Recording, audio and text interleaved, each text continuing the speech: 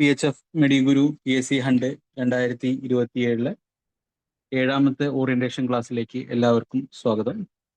ഇന്നത്തെ നമ്മളുടെ subject forensic medicine and toxicology. ഇന്ന് നമുക്ക് വേണ്ടി ക്ലാസ് എടുക്കാൻ വേണ്ടി വന്നിട്ടുള്ളത് doctor Anju Sivaram. Madam ANSS Kottayam കോളേജിൽ നിന്നാണ് BHMS പൂർത്തീകരിച്ചത്. ഗവൺമെന്റ് ഹോമിയോപ്പതി മെഡിക്കൽ കോളേജ് തിരുവനന്തപുരത്തിൽ നിന്ന് മെറ്റീരിയൽ മെഡിക്കയിൽ ബിരുദാനന്തര ബിരുദം നേടി. ഇപ്പോൾ വയനാട് ജില്ലയിൽ ഗവൺമെന്റ് ഹോമിയോ ഡിസ്പെൻസറി തവിഞ്ഞാലിൽ മെഡിക്കൽ ഓഫീസറായിട്ട് വർക്ക് ചെയ്യുന്നു. മാഡത്തെ ഏറെ സ്നേഹത്തോടും ആദരവോടുകൂടിയും ഈ ഒരു സെക്ഷൻ ഹാൻഡിൽ ചെയ്യാൻ വേണ്ടിയിട്ട് സ്വാഗതം ചെയ്യുന്നു. അതോടൊപ്പം ഇന്ന് ക്ലാസ്സിന് എത്തിച്ചേർന്നിട്ടുള്ള എല്ലാ വിദ്യാർത്ഥികൾക്കും എല്ലാവിധ വിജയങ്ങളും ആശംസിക്കുന്നു. മാഡം, തുടങ്ങാം. Thank you sir and thank you all participants. അപ്പോൾ നമ്മൾ കൂടുതൽ ഇൻട്രൊഡക്ഷൻ ഒന്നുമില്ല. എപ്പോഴും എല്ലാവരും എന്നോട് ചോദിക്കുന്ന ക്വസ്റ്റ്യൻ ആണ് FMT ഒക്കെ പഠിക്കണോ എന്നുള്ളത്. യഥാർത്ഥത്തിൽ ഞാൻ അതിനൊരു ഉത്തരം പറയാനുള്ള ഇമ്പോർട്ടൻസ് എന്ന് പറഞ്ഞാൽ, നിങ്ങൾ ആദ്യത്തെ PSCയിലോ AIPGയിലോ ആദ്യത്തെ 20 റാങ്കിനുള്ള ഉൾപ്പെടുന്ന തീർച്ചയായിട്ടും നിങ്ങൾക്ക് പറ്റും എന്നുള്ളവർ FMT രണ്ടാമത് കണ്ടാൽ മതി. അതല്ല, ചില സമയത്ത് നമുക്ക് അറിയാലോ ഡെസിമൽ പോയിന്റ്സിന്റെ പ്രശ്നങ്ങളാണ് വരിക. അപ്പോൾ ഈ ഡെസിമൽ പോയിന്റ്സിനുള്ളിൽ നമ്മൾ ഉൾപ്പെടുന്ന രീതിയിലാണെങ്കിൽ നിങ്ങൾ തീർച്ചയായും ഈ ടൈം ബൗണ്ടായിട്ട്, അതായത് മറ്റെല്ലാ സബ്ജക്ട്സിനും കൂടുതൽ പ്രാധാന്യം കൊടുത്ത്, എന്നാൽ ഈ സബ്ജക്റ്റിന് ഒരു നിങ്ങൾക്ക് ബോറടിക്കുമ്പോൾ വായിക്കുന്ന ഒരു സബ്ജക്റ്റ് പോലെ കണ്ട് ഒരു പ്രാവശ്യമോ 2 പ്രാവശ്യമോ പഠിച്ചു കഴിഞ്ഞാൽ എക്സാം ടൈമിലൊന്ന് ബ്രഷപ്പ് ചെയ്താൽ മാത്രം മതിയാവും. അത്രേ ഉള്ളൂ FMT. 2013 തൊട്ടുള്ള PSCയിലെ ക്വസ്റ്റ്യൻ പേപ്പേഴ്സും അതുപോലെ 2-3 വർഷത്തെ AIPGT ക്വസ്റ്റ്യൻ പേപ്പേഴ്സും അതിലെ ക്വസ്റ്റ്യൻസും ഞാൻ ഇതിൽ ഇൻക്ലൂഡ് ചെയ്തിട്ടുണ്ട്. അത് വേർഡ്സ് ആയിട്ട് തന്നെ ഇൻക്ലൂഡ് ചെയ്യുന്ന ക്വസ്റ്റ്യൻ ആയിട്ടല്ല. അപ്പോൾ പരമാവധി നമ്മൾ കവർ ചെയ്യുന്ന രീതിയിലാണ് ചെയ്യുന്നത്. എങ്കിലും പാറ്റേണിലെ ഡിഫറൻസ് വർഷാവർഷം വ്യത്യാസമാണ്. വായിച്ചാൽ മനസ്സിലാവാത്തതായിട്ടൊന്നും ഇതിനില്ല. അപ്പോൾ നിങ്ങൾ എക്സ്ക്ലൂഡ് ചെയ്യേണ്ട എന്നാണ് എൻ്റെ ഒരു അഭ്യർത്ഥന. നമുക്ക് ഏതായാലും ഒന്ന് ക്ലാസ്സിൽ നോക്കിത്തോളാം. അതനുസരിച്ച് ഏറ്റവും പ്രാധാന്യമുള്ളത് കൊടുത്തിട്ടുണ്ട്. നമുക്ക് 2 മണിക്കൂറിൽ ടോക്സിക്കോളജി അടക്കം തരുമെന്ന് അറിയില്ല, എങ്കിലും മാക്സിമം സ്പീഡായിട്ട് ചെയ്യാം. നിങ്ങൾക്ക് ഡൗട്ട്സ് എന്തെങ്കിലും ഉണ്ടെങ്കിൽ, വോളിയം കറക്റ്റ് അല്ലെങ്കിൽ ഒക്കെ നിങ്ങൾക്കൊന്ന് ഹാൻഡ് റൈസ് ചെയ്ത് പറഞ്ഞാൽ എനിക്കത് മനസ്സിലാവുകയും ചെയ്യും കേട്ടോ. അപ്പം I M Hartley welcoming all. അതുപോലെ PHF ടീം എനിക്കൊരു നല്ല അവസരം തന്നത് ഒരു വലിയ ബ്ലെസ്സിങ് ആയിട്ടാണ് ഞാൻ കാണുന്നത്. സോ ഫസ്റ്റ് ചാപ്റ്റർ എന്ന് പറയുന്നത് ലീഗൽ പ്രൊസീജിയേഴ്സ് ആണ്. ലീഗൽ പ്രൊസീജിയേഴ്സിൽ ഇതൊക്കെ നമുക്ക് അറിയുന്ന കാര്യമാണ്, പക്ഷെ മിസ്സാക്കാത്തതെന്ന് വെച്ചാൽ ഇതിൽ നിന്നൊരു ക്വസ്റ്റ്യൻ വന്നാലോ വെച്ചിട്ടാണ്. ഇതിൻ്റെ ഒരു ഹിസ്റ്ററി എന്ന് പറയുന്നത് the code of Hammurabi, the king of Babylon, അതാണ് ഓൾഡസ്റ്റ് മെഡിക്കോ ലീഗൽ കോഡ് എന്ന് പറയുന്നത്. ഏറ്റവും ഫസ്റ്റ് ആയിട്ട് നടന്ന medico legal autopsy in Bologna by Bartholomeo de Varignana. പിന്നെ first book on forensic medicine എന്ന് പറയുന്നത് 1602 ഇറ്റാലിയനായ ഫോർച്ചുനേറ്റോ ഫിഡിലെ എന്ന് പറയുന്ന ഒരു വ്യക്തിയുടേതാണ്. ഇതിലെ ഏറ്റവും വലിയ വർക്ക്, അല്ലെങ്കിൽ മെഡിക്കോ ലീഗൽസിലെ ഏറ്റവും വലിയ വർക്ക് എന്ന് പറയുന്നത് പൗലസ് സക്കിയാസിന്റെ ഒരു മെഡിസിൻ, ഒരു ബുക്ക്ലെറ്റ് ആണ് കേട്ടോ. And he's the father of legal medicine and father of forensic psychiatry. ഇനി മോഡേൺ ടോക്സിക്കോളജി കണ്ടുപിടിച്ചത് ഓർഫിലെ ആണ്. അപ്പോൾ കോഡ് ഓഫ് ഹമ്മുറാബി എന്ന് പറയുന്നത് ഓൾഡസ്റ്റ് മെഡിക്കോ ലീഗൽ കോഡാണ്. ഫസ്റ്റ് മെഡിക്കോ ലീഗൽ ഓട്ടോപ്സി നടത്തിയത് ബർത്തലോമിയ ഡി വെരിഗ്നാന.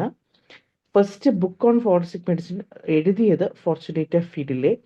എല്ലാ വർക്കുകളെക്കാട്ടും വളരെ പ്രസക്തിയുള്ളൊരു ബുക്കാണ് by Paulus Zacchias. Modern toxicology കണ്ടുപിടിച്ചത് ഓർഫിലെയാണ്.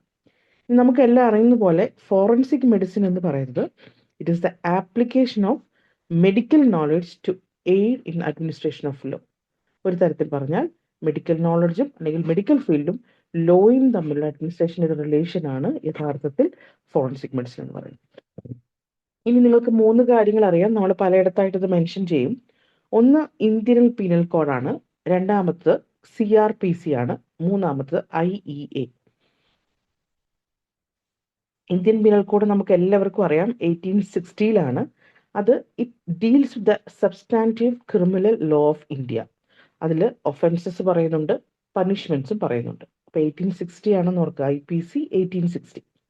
CRPC വരുന്നത് 1973 അത് mechanism of punishment of offences എന്നാണ് പറയുക. Mechanism of punishment of offences, മറ്റത് ഒഫൻസസ് ആൻഡ് പണിഷ്മെന്റ്.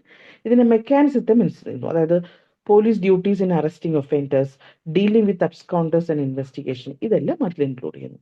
അടുത്ത IEA എന്ന് പറഞ്ഞാൽ ഇന്ത്യൻ എവിഡൻസ് ആക്ട് ആണ്. ഇൻ ദി ഇയർ 1872 ആണ്. ഇത് ലോ ഓഫ് എവിഡൻസ് എന്നാണ് പറയുക. Common in both criminal and civil procedure. അപ്പൊ 3 തരത്തിലാണ് നമ്മളിത് തരംതിരിച്ചിരിക്കുന്നത്: IPC, CRPC and IEA. Year 1860, 1973 and 1872.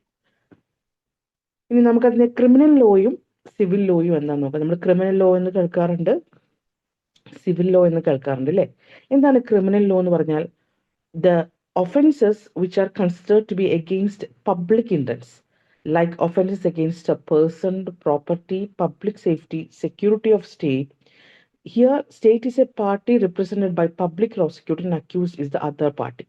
ഇപ്പോൾ ഒരു പബ്ലിക് ഇഷ്യൂയുടെ കാര്യത്തിലാണെങ്കിൽ ഇവിടെ പബ്ലിക് പ്രോസിക്യൂട്ടർ, സ്റ്റേറ്റ് ഒരു പബ്ലിക് പ്രോസിക്യൂട്ടർ വഴിയാണ് റെപ്രസെന്റ് ചെയ്തത്. ഒരു വ്യക്തിക്കോ അദ്ദേഹത്തിന്റെ സാധന സാമഗ്രികൾക്കോ ഒരു പൊതുസമൂഹത്തിന് നേരെയുള്ള പ്രശ്നങ്ങൾക്കോ എല്ലാം ഇൻക്ലൂഡ് ചെയ്യുന്നതാണ് ക്രിമിനൽ ലോ. അതേസമയം സിവിൽ ലോ നമ്മൾ അതിർത്തി തർക്കം എന്നൊക്കെ പറയില്ലേ, നമ്മുടെ അടുത്ത അയൽപ്പക്കത്ത് അതിർത്തി തർക്കം, അതൊക്കെയുള്ളൂ സിവിൽ ലോ ഇല്ലാത്ത. It deals with the disputes between 2 individuals and parties. The party bringing the action is called as plaintiff and the accused is called defendant. ഒരാള് ആരാണോ ഈ ആക്ഷൻ കൊണ്ടുവരുന്നത് അയാളെ പ്ലെയിന്റിഫ് എന്നും അക്യൂസ് ചെയ്ത ആളാണോ അയാളെ ഡിഫൻഡന്റ് എന്നുമാണ് വിളിക്കുന്നത് മാത്രം. ഇനി section 6 to 25 of CRPC deals with constitution of criminal codes and offices. അതും കൂടെ ഒന്ന് വെറുതെ ഓർത്തിരുന്നേക്കണം. ചിലപ്പോൾ ഇതിൽ ഇപ്പോഴത്തെ ഒരു ക്വസ്റ്റ്യൻ പാറ്റേൺ എന്ന് പറഞ്ഞാൽ നിങ്ങൾക്ക് അറിയാം, അസേർഷൻ ആൻഡ് റീസണിങ് ടൈപ്പാണ് കാണുന്നത്. അപ്പൊ അതുകൊണ്ടുള്ള ഒരു കൺഫ്യൂസിങ് ക്വസ്റ്റ്യൻ, സ്റ്റേറ്റ്മെന്റ് 1:2, സ്റ്റേറ്റ്മെന്റ് 2:2 എന്നൊക്കെ പറഞ്ഞ ഒരു ക്വസ്റ്റ്യൻ വരുമ്പോൾ കൺഫ്യൂസ്ഡ് ആവാതിരിക്കാനാണ് ഇത് ഇൻക്ലൂഡ് ചെയ്തിരിക്കുന്നത്. ഇനി അടുത്തത് ഇൻക്വസ്റ്റ്. ഒരു കാരണവശാലും മറന്നു പോകരുത്, ഇൻക്വസ്റ്റ് വളരെ ഇമ്പോർട്ടൻ്റ് ആയ ഒരു സാധനമാണ്. That is CRPC 174. എപ്പോഴും IPC ആണെന്നൊരു കൺഫ്യൂഷൻ വരരുത്. ഇൻക്വസ്റ്റ് എന്ന് പറഞ്ഞാൽ CRPC 174. അപ്പൊ ഇനിയാണ് നമ്മൾ പല ലീഗൽ പ്രൊസീജിയേഴ്സിന് IPC നമ്പേഴ്സ് ഒക്കെ നമുക്ക് പഠിക്കാനുള്ളത്. IPC നമ്പേഴ്സ് പല കാലങ്ങളായിട്ട് ചോദിച്ചിട്ടുമുണ്ട്.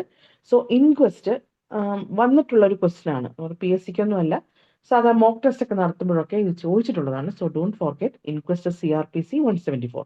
എന്താണ് ഇൻക്വസ്റ്റ് എന്ന് പറഞ്ഞാൽ? പോലീസ് ഇൻക്വസ്റ്റ് എന്നൊക്കെ നമ്മൾ കേട്ടിട്ടുണ്ടാവും അല്ലേ? It is the enquiry or investigation to the cause of death. മരണത്തിന് കാരണമായ സംഭവ വികാസങ്ങളെ കുറിച്ചുള്ള പഠനം അല്ലെങ്കിൽ അന്വേഷണത്തെയാണ് നമ്മൾ ഇൻക്വസ്റ്റ് എന്ന് പറയുന്നത്. അതേസമയം മജിസ്ട്രേറ്റ് ഇൻക്വസ്റ്റ് എന്നാണ് ക്വസ്റ്റ്യൻ എങ്കിൽ CRPC 176.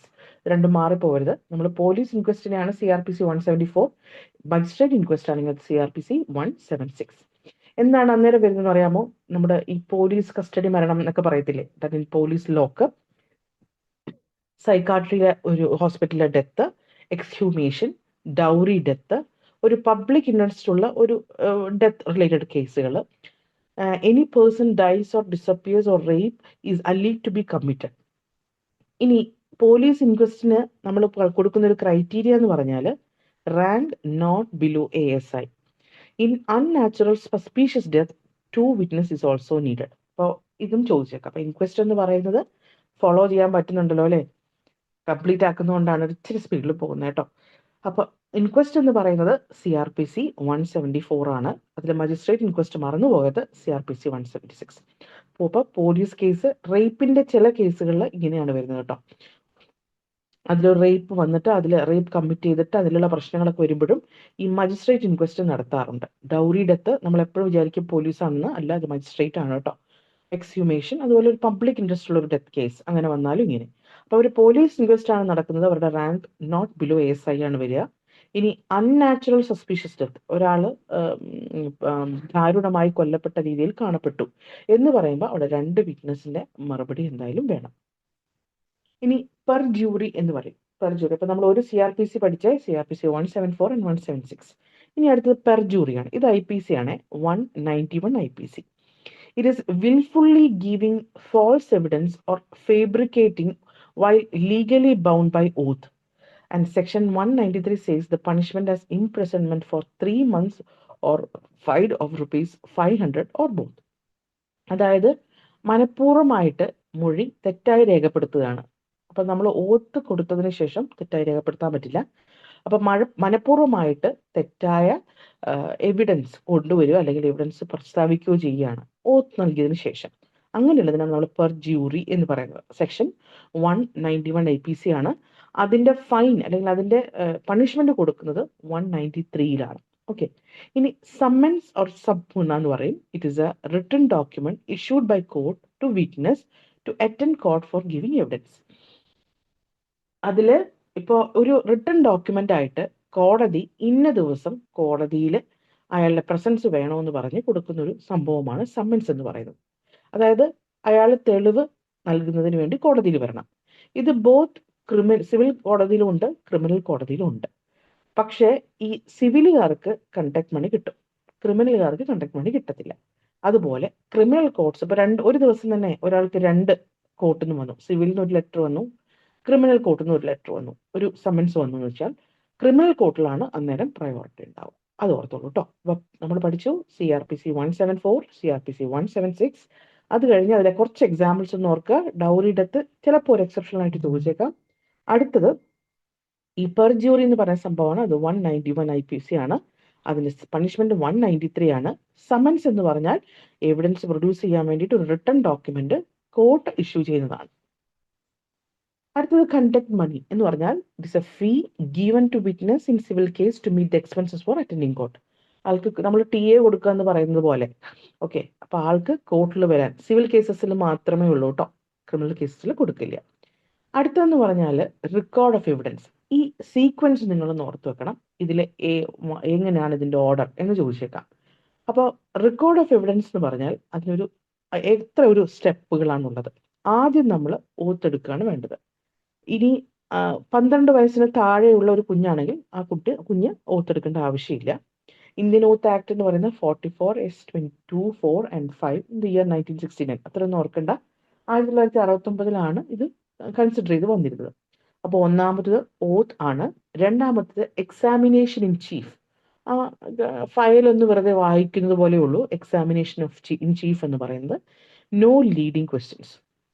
അടുത്ത സെറ്റാണ് ക്രോസ് എക്സാമിനേഷൻ. ഈ ക്രോസ് എക്സാമിനേഷൻ ആണ് നമുക്ക് ലീഡിങ് ക്വസ്റ്റ്യൻസ് ആക്ട് ചെയ്യാൻ പറ്റുന്നത്. അത് സെക്ഷൻ 143 ഇന്ത്യൻ എവിഡൻസ് ആക്ട് പ്രകാരമാണ് അങ്ങനെ ഡിഫൻസ് പാർട്ടി ക്രോസ് വിസ്താരം ചെയ്യുക എന്ന് നമ്മൾ കേട്ടിട്ടുണ്ടാവുമല്ലോ, അത് പറയുന്നത്. അടുത്തത് റീ എക്സാമിനേഷൻ ആണ്. റീ എക്സാമിനേഷൻ നടത്തുന്നത് അധികം ഒരു പബ്ലിക് പ്രോസിക്യൂട്ടർ ആയിരിക്കാം, അല്ലാതെയും വരാട്ടോ. എങ്കിലും പബ്ലിക് പ്രോസിക്യൂട്ടർ ചെയ്യുന്ന ഒരു സംഭവം റീ എക്സാമിനേഷൻ ആണ്. Finally questions by judge. അപ്പൊ ഈ ഓർഡർ നോക്കുക. ഓത്ത്, ഈ റെക്കോർഡ് ഓഫ് എവിഡൻസ് എന്ന് പറയുമ്പോൾ എന്താണോ എവിഡൻസ് റെക്കോർഡ് ചെയ്യുന്നത് എന്ന് നമ്മൾ ചിന്തിക്കും. പക്ഷേ ഈ കാര്യം ഓർക്കുക, ഈ ഓർഡർ ആണ്. ഒന്ന് ഓത്ത് വേണം, examination in chief, cross examination, re examination and questions by the judge. ഇനി നമ്മുടെ കോർട്സ് ഓഫ് ഇന്ത്യ എല്ലാവർക്കും അറിയുന്ന കാര്യം തന്നെയാണ് അല്ലേ. അതായത് നമുക്ക് പ്രധാനപ്പെട്ട 4 കോർട്സ് ആണ് ഉള്ളത്. അതിൽ ഒന്നാമത്തെയാണ് സുപ്രീം കോർട്ട്. അതെയാണ് നമ്മൾ അപ്പലേറ്റ് അതോറിറ്റി എന്നൊക്കെ പറയുന്നത് നമ്മുടെ സുപ്രീം കോർട്ടാണ് അല്ലേ. ഹയസ്റ്റ് ജുഡീഷ്യൽ ആൻഡ് ട്രിബ്യൂണൽ ന്യൂഡൽഹിയിലാണുള്ളത്. ആർട്ടിക്കിൾ 134 ഓഫ് കോൺസ്റ്റിറ്റ്യൂഷൻ ഓഫ് ഇന്ത്യയിലാണ്. അതൊന്ന് ഓർത്ത് വെച്ചോ. അപ്പൊ നമ്മൾ 2-3 IPCകൾ പഠിച്ചു. ഇനി സുപ്രീം കോർട്ടിനെ ഇങ്ങനെയാക്കി ഒരു പൊസിഷനിലാക്കി വെച്ചിരിക്കുന്നത് ആർട്ടിക്കിൾ 134 ഓഫ് കോൺസ്റ്റിറ്റ്യൂഷൻ ഓഫ് ഇന്ത്യയിലാണ്. ഓക്കെ.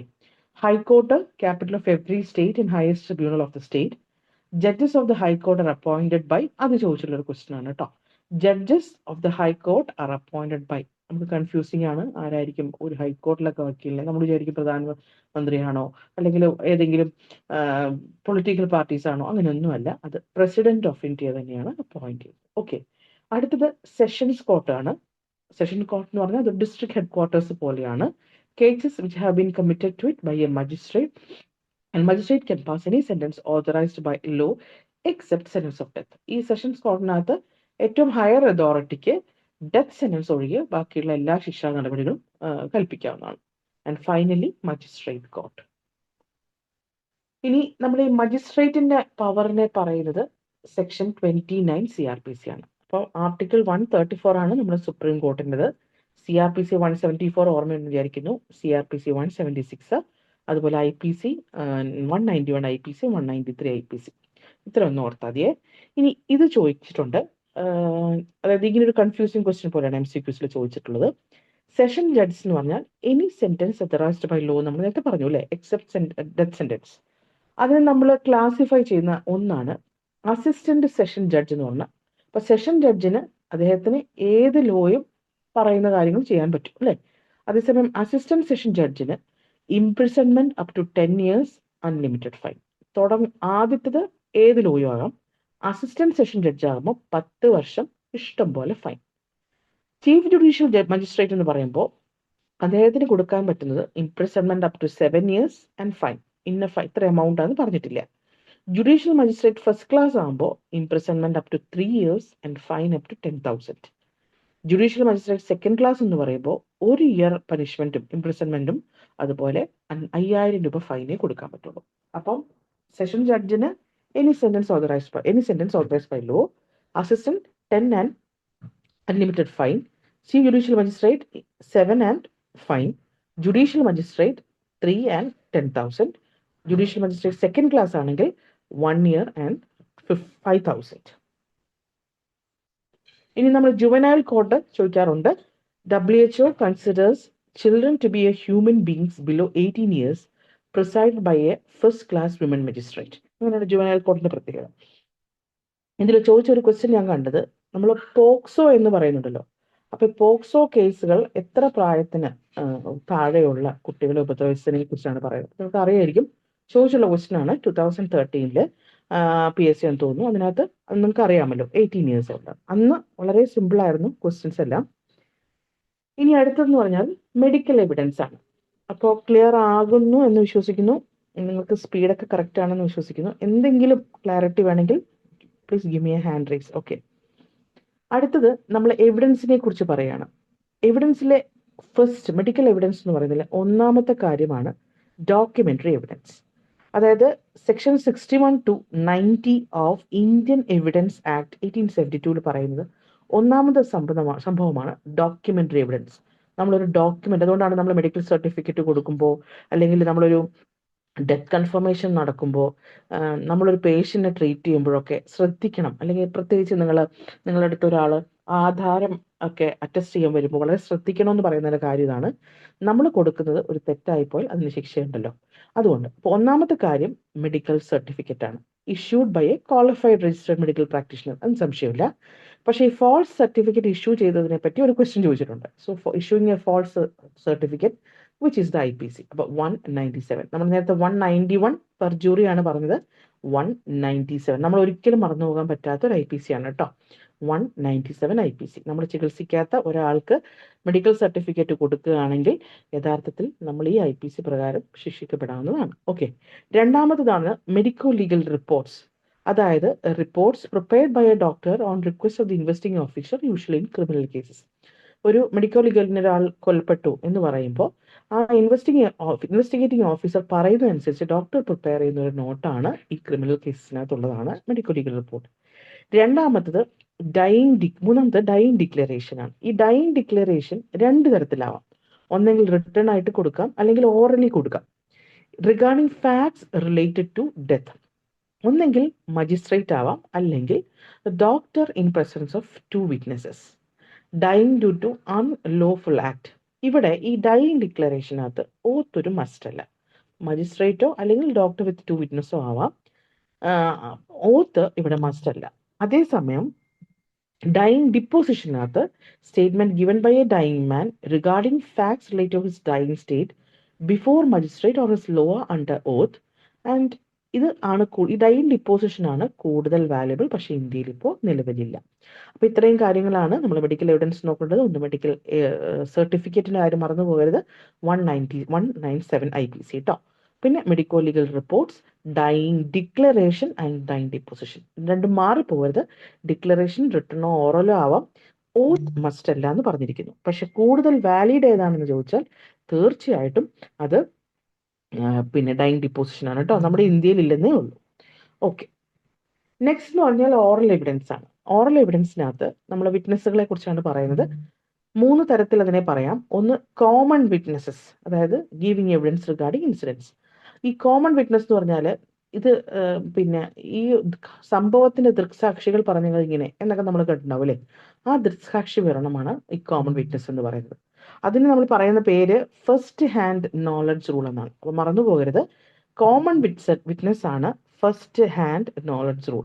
ഓക്കെ, എക്സ്പേർട്ട് വിറ്റ്നസ് എന്ന് പറഞ്ഞാൽ ഒരു ഡോക്ടർ പറയുന്ന ഒരു വിറ്റ്നസ്, ഒരു ഡോക്ടർ വിറ്റ്നസ് ആയാലും അങ്ങനെ ഇരിക്കും. അതാണ് പ്രൊഫഷണൽ സ്കിൽസ് ഉള്ള ഡോക്ടർ എന്ന് പറയല്ല, അങ്ങനെയുള്ള പ്രൊഫഷണൽ സ്കിൽസ് ഉള്ള ആരെങ്കിലും വിറ്റ്നസ് ആയിട്ടുണ്ടെങ്കിൽ അതിന് പറയുന്ന പേരാണ് എക്സ്പേർട്ട് വിറ്റ്നസ്. മറ്റൊരു സംഭവം കൂടി ഉണ്ട്, hostile witness, who give false evidence. നമ്മൾ നേരത്തെ പഠിച്ചു അല്ലേ, പെർജൂറി അല്ലെങ്കിൽ ഹോസ്റ്റൈൽ വിറ്റ്നസ് ചെയ്യുന്ന ആ പരിപാടിയാണ് perjury. That is section 191 IPC. So you have learn CRPC 174, 176, 191 IPC, 197 IPC. ഇതിൽ ഈ പിന്നെ ഫസ്റ്റ് ഹാൻഡ് കോമൺ റൂൾ ചോദിക്കാറുള്ളതാണ്. ക്വസ്റ്റ്യൻ പേപ്പറിൽ കണ്ടിട്ടില്ല, ബട്ട് ചാൻസസ് ആണ്. ഓക്കെ, ഇനി അടുത്തത് മെഡിക്കൽ എത്തിക്സ്. അതിലൊരു 3-4 പേരുകളാണുള്ളത്. അതിലൊന്നാണ് മെഡിക്കൽ ജൂറിസ്പ്രൂഡൻസ് എന്ന് പറഞ്ഞാൽ application of legal knowledge for the purpose of medicine. നമ്മൾ ഫോറൻസിക് മെഡിസിൻ പറഞ്ഞതിൻ്റെ കാര്യത്തിലൊന്നും തലതിരിച്ചിട്ടേ ഉള്ളൂ. നമ്മൾ അതിനകത്ത് പറഞ്ഞു medical knowledge to forensic medicine ആണ്. മെഡിക്കൽ ജൂറിസ്പ്രൂഡൻസ് എന്ന് പറയുമ്പോൾ legal knowledge for the purpose of medicine ആണ്. അതായത് ഒരു ഡോക്ടറുടെ ലീഗൽ റെസ്പോൺസിബിലിറ്റീസിനെ കുറിച്ച് മെൻഷൻ ചെയ്യുന്നു. ഇനി മെഡിക്കൽ എത്തിക്സ് എന്ന് പറഞ്ഞാൽ എന്തോ, deals with the moral principle which guide doctors in the dealing with each other patients and state. നമ്മളിപ്പോൾ ഹനിമാൻ ഓത്തൊക്കെ എടുക്കുന്നത് പോലെയുള്ള എത്തിക്കൽ ഓത്ത് ഉണ്ടല്ലോ, അതാണ് മെഡിക്കൽ എത്തിക്സ് എന്ന് പറയുന്നത്. മെഡിക്കൽ എറ്റിക്വറ്റ് എന്ന് പറയുന്നത് എന്താണ്? Medical etiquette conventional laws of courtesy എന്ന മെമ്പേഴ്സ് ഓഫ് മെഡിക്കൽ പ്രൊഫഷൻ. ഒരേ തരത്തിലുള്ള വൈദ്യശാസ്ത്ര കാര്യങ്ങളിൽ അവർക്കിടയിൽ ഉണ്ടാകുന്ന ഒരു കൺവെൻഷണൽ ലോ ആണ് ആ ബന്ധം സൂക്ഷിക്കാൻ വേണ്ടിയിട്ട്. അപ്പാണ് മെഡിക്കൽ എറ്റിക്വറ്റ്. ഇനി മെഡിക്കൽ ജൂറിസ്പ്രുഡൻസ് നമ്മൾ പറഞ്ഞല്ലോ, legal responsibilities of the physician ആണ്. ഇനി അടുത്തത് forensic pathology. As the name indicates, deals with the study and application for the effects of violence or unnatural disease in its various forms in or on the human body in determining the cause and manner of death. ഒരാൾ മരിച്ചതിൻ്റെ അതിൻ്റെ കാര്യകാരണ സഹിതമായ കാര്യങ്ങളെക്കുറിച്ച്, അതിൻ്റെ pathological കാര്യങ്ങളെക്കുറിച്ച് പഠിക്കുന്നതാണ് forensic pathology.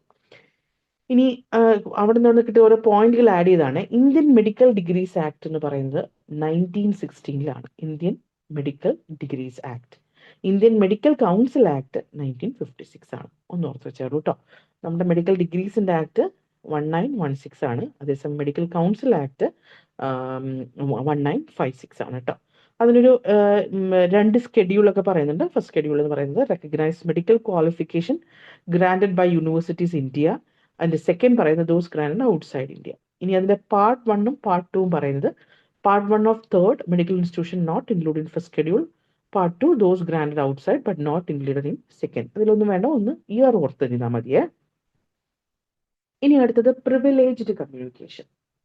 A valid, unbiased statement of doctor regarding the matter of public interest to be authorities due to his duty to protect the interests of his community. Disclosure of disease, blindness of driver, venereal disease, infectious disease, notifying crime to the patient. അതായത് അയാൾ ഒരു driver വന്നിട്ട് നമ്മളോട് പറയാണ്, എനിക്ക് ഉപജീവന മാർഗമില്ല, എനിക്ക് പക്ഷെ കണ്ണിന് കാഴ്ചക്കുറവാണ്.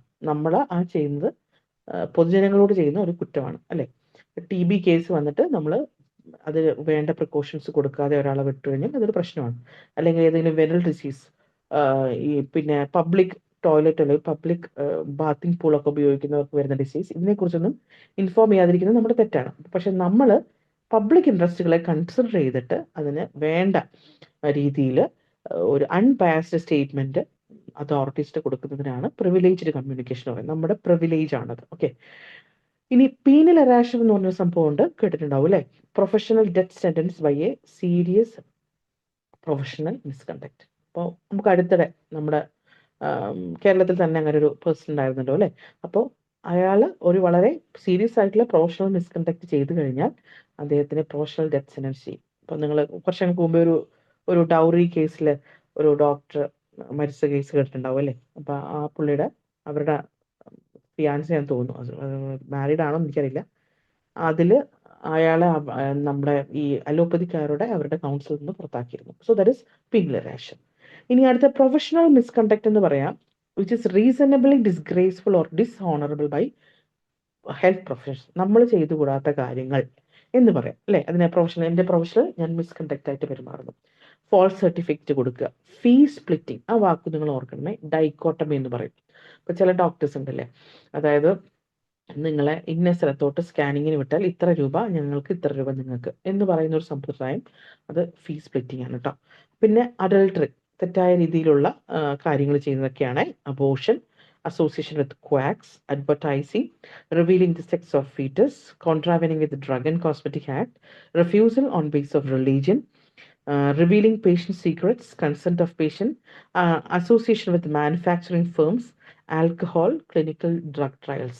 ഇതൊന്നും നമ്മൾ ചെയ്തുകൂടാ. അതിനെയൊക്കെ നമ്മൾ പ്രൊഫഷണൽ മിസ്കണ്ടക്ട് ആയിട്ട് പറയാം.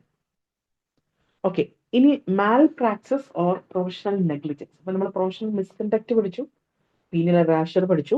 അടുത്താണ് മാൽ പ്രാക്ടീസ് അല്ലെങ്കിൽ മാൽ പ്രാക്ടീസ് എന്ന് പറയുന്നത് അല്ലേ, പ്രൊഫഷണൽ നെഗ്ലിജൻസ്. ഒരു വേണ്ട കാര്യം ശ്രദ്ധ കൊടുത്തിരുന്നില്ല. ഓക്കെ, അതുകൊണ്ട് ഇങ്ങനെ സംഭവിച്ചു. അപ്പൊ ഇന്ന് റീസെന്റ് പുല്ലൂർ ഹോസ്പിറ്റലിൽ ഒരു പ്രശ്നം പറഞ്ഞത് നിങ്ങൾ കേട്ടിരുന്നോ? ഡോക്ടർ എഴുതിയത് ലെജിബിൾ ആയിരുന്നില്ല. അപ്പൊ എന്ത് സംഭവിച്ചു? സിസ്റ്റേഴ്സ് അത് വായിച്ചെടുത്തത് സ്റ്റീം ഇൻഹലേഷൻ ചെയ്യേണ്ട കുട്ടിക്ക് IV കൊടുക്കുക ചെയ്ത പ്രശ്നം. ഓക്കെ, ആ കുട്ടിക്ക് എന്ത് സംഭവിച്ചെന്ന് യഥാർത്ഥത്തിൽ അറിയത്തില്ല. ഞാൻ കണ്ടിരുന്നു ഇങ്ങനെ ഒരു കാര്യം. That is lack of reasonable care or wilful negligence by a doctor during the professional duty with patient leading to bodily injury, disease or death. വലതുകാലിൽ ഫ്രാക്ചർ വന്നിട്ട് ഇടതുകാലിൽ സർജറി ചെയ്തു എന്നൊക്കെ പറയുന്നില്ലേ, അതെല്ലാം ഈ പ്രൊഫഷണൽ നെഗ്ലിജൻസ് ആണ്. ആ നെഗ്ലിജൻസിനകത്തൊരു 4 D ഉണ്ട്. Negligence of duty of care and attention, dereliction എന്ന് പറഞ്ഞാൽ failure to maintain care, direct causation and damage. എപ്പോഴും ചെറിയ കാര്യങ്ങളായിരിക്കില്ല, വലിയ പ്രശ്നങ്ങൾ വന്നാൽ അതിനനുസരിച്ചുള്ള ശിക്ഷയും അനുഭവിക്കും. ഇനി റെസ് ജുഡിക്കേറ്റ, ഈ വാക്കൊന്ന് ഓർക്കണമേ. If negligence suit is decided by the court then no one can open it. ആ ഒരു നെഗ്ലിജൻസ് സ്യൂട്ടിന് കോടതി അതിനൊരു ശിക്ഷാവിധി നടത്താക്കിയാൽ അത് മറ്റൊരാൾക്കും തിരുത്താൻ പറ്റില്ല. അടുത്ത സിവിൽ നെഗ്ലിജൻസ് ഉണ്ട്.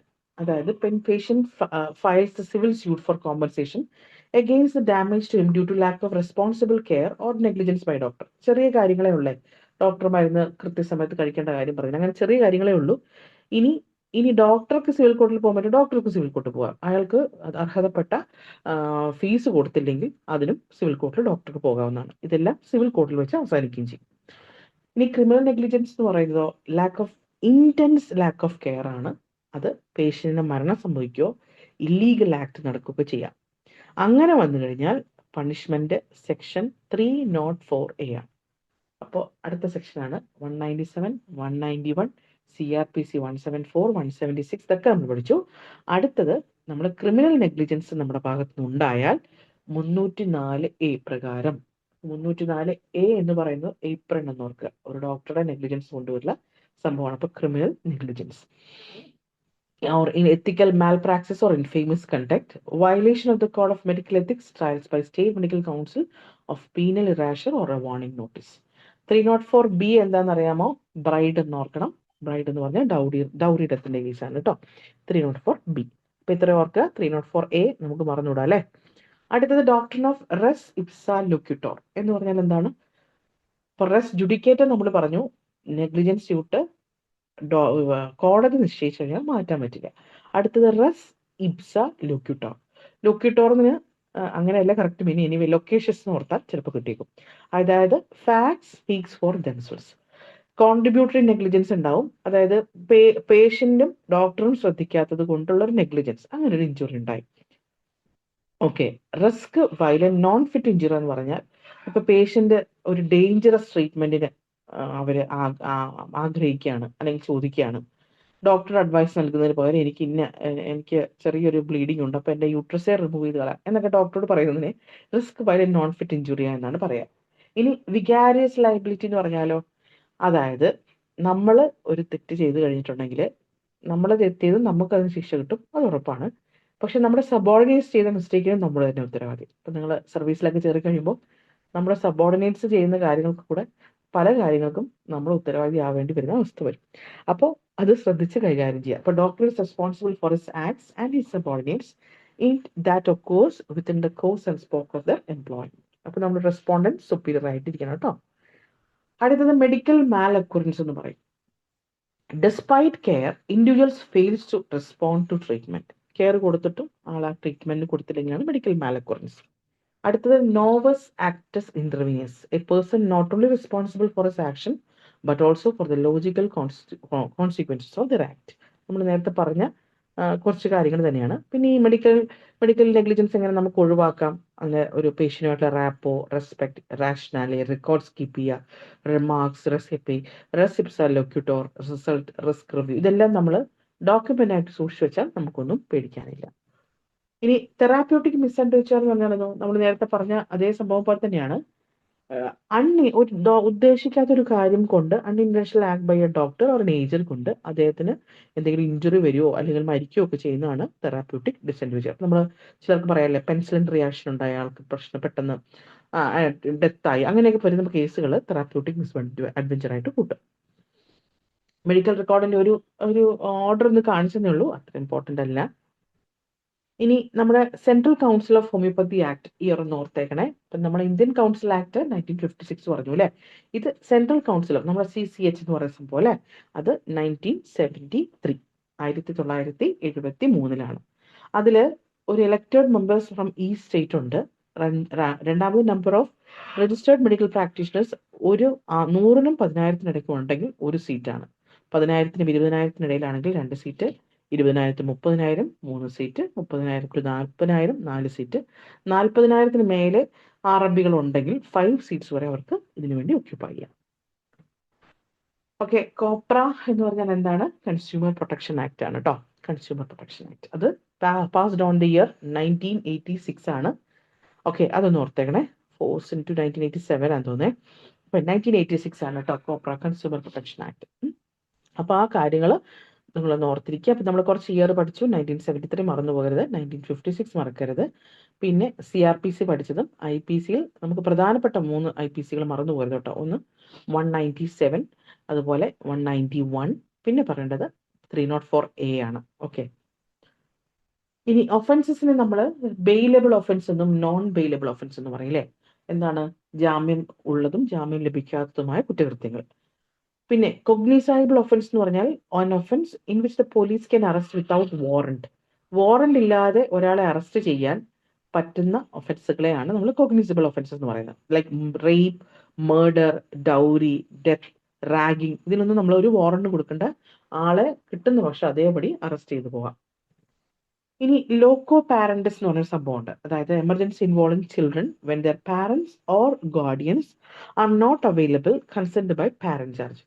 അത് ലോക്കോ പൈലറ്റ് അല്ല, ലോക്കോ പാരന്റസ് ആണ്. അതായത് കുട്ടികളുടെ പാരന്റ്സ്, ഫസ്റ്റ് ഹാൻഡ് റിലേറ്റീവ്സ് ആരും ഇല്ലെങ്കിൽ ആ പാരന്റ് ഇൻ ചാർജിന് അവർക്ക് അവരുടെ കേസിൽ ഇൻക്ലൂഡ് ചെയ്യാൻ പറ്റും. ഇനി സെക്ഷൻ 87 IPC പ്രകാരം a person above 18 years can give consent. Section 93 IPC പ്രകാരം when a doctor tells to his patient illness and he dies from shock then didn't committed any offence. അപ്പോൾ പണ്ടൊക്കെ അലോപ്പതി ഹോസ്പിറ്റലിൽ cancer രോഗം ഉണ്ടെന്ന് direct പറയില്ലായിരുന്നു, പേഷ്യൻസിന്റെ ബൈസ്റ്റാൻഡേഴ്സിനോട് പറയുന്നത്. ഇപ്പം നേരിട്ട് പേഷ്യൻസിനോട് പറയും. അതിൽ ആ ഷോക്കിൽ അയാൾ മരണപ്പെട്ടാൽ പോലും അവിടെ ഒരു ഒഫൻസ് ആയിട്ട് കൂട്ടില്ല, പറഞ്ഞില്ലെങ്കിലാണ് പ്രശ്നം ഉണ്ടാവുന്നത്. ഓക്കെ, ഇനി അടുത്തത് മാലിംഗറിംഗ് എന്ന് പറയും, കോൺഷ്യസ് ഓർ പ്ലാൻഡ് ഫെയിനിങ് ഡിസീസ്. ഇപ്പം നമ്മൾ പിന്നെ പൊള്ളിയതായിട്ട് കാണിക്കുന്നില്ല, ചുമ്മാ വര മാത്രം ചെയ്തു, ഇഞ്ചുറി ആയിട്ടുള്ള സംഭവങ്ങളൊന്നുമില്ല, അങ്ങനെ ഫെയിനിങ് ഡിസീസ് ചെയ്യുന്നതിനെയാണ് മാലിംഗറിംഗ് എന്ന് പറയുന്നത്. ഇനി പീനൽ പ്രൊവിഷൻസ് പറഞ്ഞ കാര്യം ഒന്നുകൂടെ ഒന്ന് പറയുന്നുള്ളൂ. Legal protection to medical doctors എന്ന് പറയുന്നത് നമ്മൾ ഏതെല്ലാം രീതിയിൽ പ്രൊട്ടക്ട് ചെയ്യാൻ പറ്റുന്ന കാര്യങ്ങളെല്ലാം 87 to 93 IPCയിൽ പറയുന്നു. ഫോൾസ് സർട്ടിഫിക്കറ്റ് കൊടുക്കുന്ന സെക്ഷൻ 197 IPC ആണ്. 191 ഇസ് പെർജൂറി. പിന്നെ നമ്മൾ നേരത്തെ പറഞ്ഞു അല്ലേ, 304A എന്ന് പറയുന്നത് ഒരു ഡോക്ടറിന്റെ തെറാപ്യൂട്ടിക് മിസ്അഡ്വാൻറ്റേജിനോ അല്ലെങ്കിൽ മാൽ പ്രാക്ടീസിനെ കുറിച്ച് പറയുന്നതാണ് 304. Okay, 304A മാറിപ്പോകരുതേ. 304B എന്ന് പറയുന്നത് ബ്രൈഡ്, ഡൗറി, ഡെത്ത്. 304 വെറും 304 എന്ന് പറയുന്നത് കൾപ്പബിൾ ഹോമിസൈഡ്. എന്താ കൾപ്പബിൾ ഹോമിസൈഡ്? മനഃപൂർവമായ നരഹത്യ. ഓക്കെ, 319 എന്ന് പറയുന്നത് ഹേർട്ട് ആണ്, പക്ഷെ 320 ഗ്രീവിയസ് ഹേർട്ട് ആണ്, മാറിപ്പോകരുതേ. 320 ഗ്രീവിയസ് ഹേർട്ട് ആണ്. സെക്ഷൻ 375 IPC റേപ്പ് ആണ്, മാറിപ്പോകരുതേ. അപ്പോൾ ഈ IPCകളൊന്നും നിങ്ങൾക്ക് ഓർത്തിരിക്കാമോ? 197 is false certificate, 191 perjury, homicide 300 ഉണ്ട്, culpable homicide amounting to murder 299 ആണ്. അതിന്റെ പണിഷ്മെന്റ് 304 ആണ്.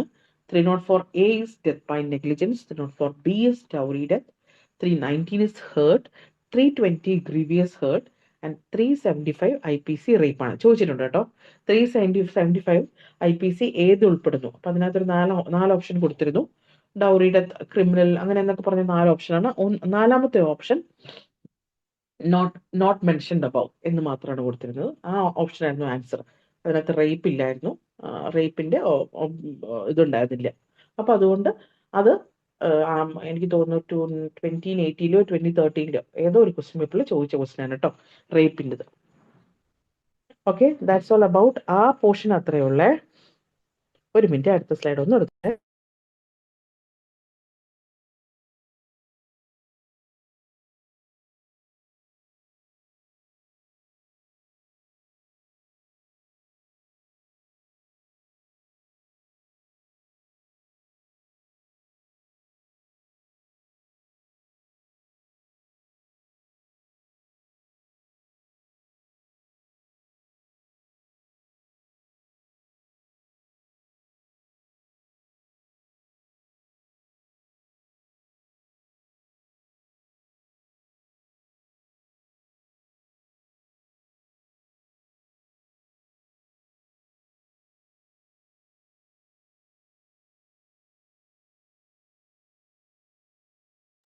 ഇതുവരെയുള്ളത് ഓഡിബിൾ ആയിരുന്നോ? എല്ലാവർക്കും ഗ്രാസ്പ് ചെയ്യാൻ പറ്റുന്നുണ്ടോ? എങ്ങനെയാണെന്ന് പറയണേ. ഓക്കെ ആണെങ്കിൽ നമുക്ക് ഐഡന്റിഫിക്കേഷനിലോട്ട് പോവാം. ഓക്കെ ആണോ? Okay ma'am. Okay, thank you. അടുത്ത സ്ലൈഡ് വരുവാണേ.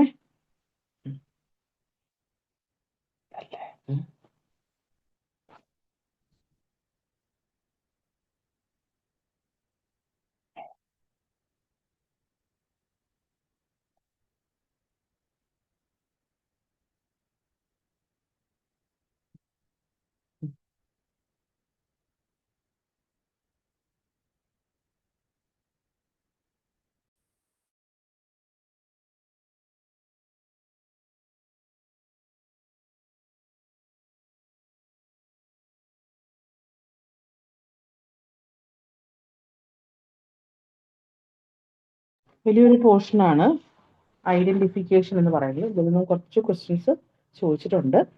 ഓക്കെ, നമുക്കപ്പോൾ ഐഡന്റിഫിക്കേഷന്റെ പോർഷനിലോട്ട് കിടക്കാം.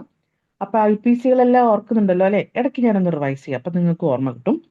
സോ ഐഡന്റിഫിക്കേഷന്റെ ചാപ്റ്ററിനകത്ത് പറയുന്ന പ്രകാരം it is the determination of the individuality of a person based on certain physical characteristics.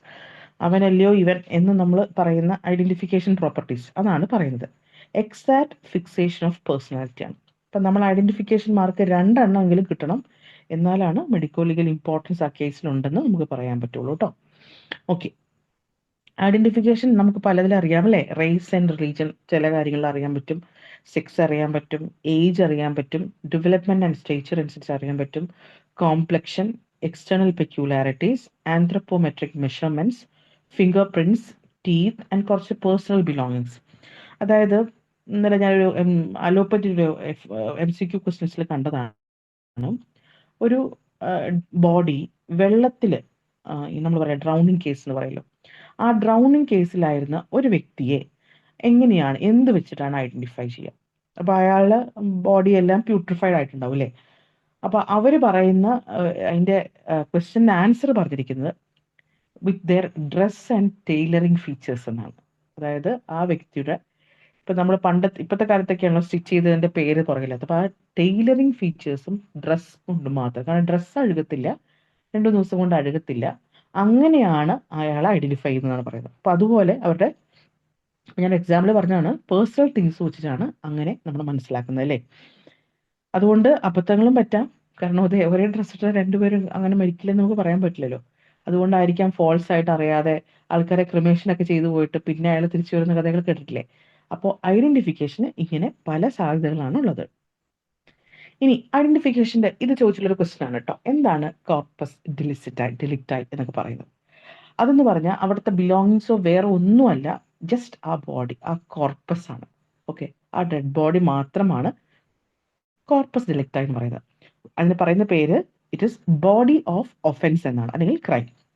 Evidence showing that A crime has been conducted. ആ ആളുടെ body കിടക്കുന്നത് കണ്ടാൽ എന്തോ ഒരു ക്രൈം നടത്തുന്നതായി നമുക്ക് തോന്നും. ഓക്കെ, രണ്ടാമത്തേതാണ് ആ കോർപ്പസ് ഡിലിക്റ്റായി എന്നുള്ള വേർഡ് മറന്നുപോയത് കേട്ടോ. That is the body of offence. അവിടുത്തെ സാധനമാണോ, വിക്ടിംസ് ആണോ, എന്താണെന്നൊക്കെ നമുക്ക് ഓപ്ഷൻസ് വന്നിരിക്കാം. ബട്ട് പ്രോപ്പർ ആയിട്ടും കോർപ്പസ് തന്നെ, കോർപ്പസ് ഡെഡ് ബോഡി തന്നെ. ഓക്കെ, ഇനി അടുത്തത് റേസ്. നമ്മൾ എങ്ങനെയാണ് റേസ് മനസ്സിലാക്കുക? Determination by complexion, colour of eyes, hair, clothes and skeleton. അമേരിക്കനും ഇന്ത്യനും കൊറിയനും നമ്മളും തമ്മിലുള്ള വ്യത്യാസമൊക്കെ നമ്മൾ എങ്ങനെയാണ് മനസ്സിലാക്കുക? ഈ റേസ് ഡിറ്റർമിനേഷൻ എങ്ങനെയാണ് നോക്കുക? അതിൽ ഏറ്റവും പ്രധാനപ്പെട്ട പറയുന്നത് നമ്മൾ സെഫാലിക് ഇൻഡെക്സ് നോക്കുക എന്നുള്ളതാണ്. അതായത് maximum breadth of the skull by maximum length of the skull into 100. Okay, അതിൽ ഡോളിക്കോ സെഫാലിക് എന്ന് പറയുന്നത് ആ വാല്യൂസ് ഒന്നും ഓർത്തിരിക്കണം കേട്ടോ. ഏറ്റവും ഹയസ്റ്റ് വരുന്ന ബ്രേക്കി സെഫാലിക് ആണ്. ഓക്കെ, ബ്രേക്കി സെഫാലിക് അതിന്റെ ഇൻഡെക്സ് വരുന്നത് 80 to 85 മംഗോളിയൻസ് ആണ്. ഓക്കെ, അടുത്തത് മെസാറ്റി സെഫാലിക് മീഡിയം അല്ലേ, നമ്മൾ ഇന്ത്യക്കാരൊക്കെ ഈ മെസാറ്റി സെഫാലിക്കാരാണ്. 75 to 80. യൂറോപ്യൻസ്, ചൈനീസ്, ഇന്ത്യൻസ് ഒക്കെ ഇതിൽ ഉൾപ്പെടുന്നു. ഡോളിക്കോ സെഫാലിക് എന്ന് പറയുന്നത് 70 to 75 ആണ് ഇൻഡെക്സ് വരുന്നത്. Aryans and നിഗ്രോസ്. ഓക്കെ, 3 തരത്തിലുണ്ട്: brachy mongolians, mesati Indians and Chinese, dolicho Aryans and നിഗ്രോസ്.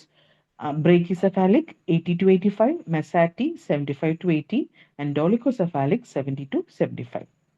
ഇനി സെക്സ് ഡിറ്റർമിനേഷനോ in case of marriage, divorce, legitimacy, impotence, rape etcetera ആണ് സെക്സ് ഡിറ്റർമിനേഷൻ എന്ന് പറയുന്നത്. നമുക്ക് മുൻപേ പഠിച്ചിട്ടുള്ള കാര്യങ്ങളൊക്കെ തന്നെയാണ്, ഒന്ന് റിവൈസ് ചെയ്യുന്നത് മാത്രം. സെക്സ് ക്രോമാറ്റിൻ ഡിറ്റക്ട് ചെയ്തതിൽ ഒന്നാണ് bar bodies. It is usually scene in the buccal smear of females. അതൊരു 20 to 80% സെൽസ് മാത്രമേ ഉള്ളൂ. അത് ആക്ച്വലി എന്താണെന്ന് വെച്ചാൽ it is quinacrine dihydrochloride staining for Y chromosome. അങ്ങനെയാണിത് നമുക്ക് അണ്ടർസ്റ്റാൻഡ് ചെയ്യുന്നത്. ഓക്കെ, ഒന്ന് ഓർത്താൽ ക്വിനാക്രിൻ ഡൈഹൈഡ്രോക്ലോറൈഡ് ഇമ്പോർട്ടൻ്റ് അല്ല, ബാർ ബോഡീസ് എന്താണെന്ന് ഓർത്തിരിക്കുക. ഇനി എക്സാമിനേഷൻ ഓഫ് ബ്ലഡ്, നമ്മൾ ന്യൂട്രോഫിൽ ല്യൂക്കോസൈറ്റ്സിനെ നോക്കുമ്പോൾ അതിലൊരു ഡ്രം സ്റ്റിക് ലൈക്ക് അപ്പിയറൻസ് ഉള്ള മെറ്റീരിയൽ കാണാം. അതിന് നമ്മൾ ഡേവിഡ്സൺ ബോഡി എന്ന് പറയുന്നു, അത് ഫീമെയിൽസിൽ കാണുന്നു. അപ്പം നമുക്ക് ഫീമെയിലിനെയും മെയിലിനെയും തരംതിരിക്കാനുള്ള 2 കാര്യങ്ങൾ. Okay, and the sex can be determined from the dental pulp, bone marrow, amniotic fluid. Okay, ഇനി 2 തരത്തിലെ സിൻഡ്രോം നമ്മൾ ഗൈനക്കോളജിയിലൊക്കെ പഠിച്ചിട്ടുള്ളത് തന്നെയാണ്: Klinefelter syndrome and Turner syndrome. Okay, കിളിനാദമുള്ള ആണ് എന്നോർക്കുക, കിളിനാദമുള്ള ആണ്. ഓക്കെ, അനാറ്റമിക്കൽ സ്ട്രക്ചർ എന്ന് പറയുന്നത് മെയിലാണ്, അയാളെ നോക്കുമ്പോഴെല്ലാം അയാളൊരു മെയിലാണ്. പക്ഷെ ന്യൂക്ലിയർ സെക്സിങ് എന്ന് പറയുന്നത് ഫീമെയിലാണ്. ഓക്കെ, അതിൽ കിളിനാദം 47. Okay, XSY 47 chromosome. അപ്പോൾ മാറിപ്പോകരുത്. ക്ലിൻഫിൽറ്റർ സിൻഡ്രോം എന്ന് പറയുന്നത് അനാറ്റമിക്കലി മെയിലാണ്, സെക്സിങ് ഈസ് ഫീമെയിൽ. XXY ആണ് 47 ക്രോമസോം.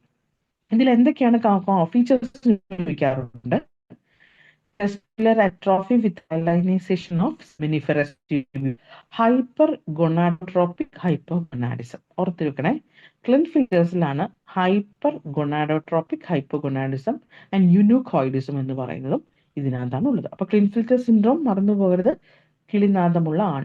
Okay, 47 XSY. ഇനി ടേണർ സിൻഡ്രോമോ? ടേണേഴ്സ് ട്യൂൺ ചെയ്യുന്ന ആരാണ്? പെൺകുട്ടികളാണ് അല്ലേ. അപ്പോൾ ടേണർ സിൻഡ്രോം, അപ്പൊ അനാറ്റമിക്കലി അവർ ഫീമെയിൽ ആണ്, nuclear structure is male and X0, അതായത് 45 ക്രോമസോം. അപ്പോൾ ക്ലിൻഫിൽറ്റേഴ്സിൽ 47 ആണ്, ഇതിനകത്ത് 45. ഇതൊക്കെ അവിടെ ഇവിടങ്ങളായി FMT മാത്രമല്ല ചോദിച്ചിട്ടുള്ള ക്വസ്റ്റ്യൻസ് ആണ് കേട്ടോ. അതിൽ ചോദിക്കുന്ന ഒരു പ്രധാനപ്പെട്ട കുറച്ച് 2-3 പോയിന്റുകളുണ്ട്. ഒന്ന് oedema of dorsum of hands, short stature ഇവരുടെ ഒരു പ്രത്യേകതയാണ്.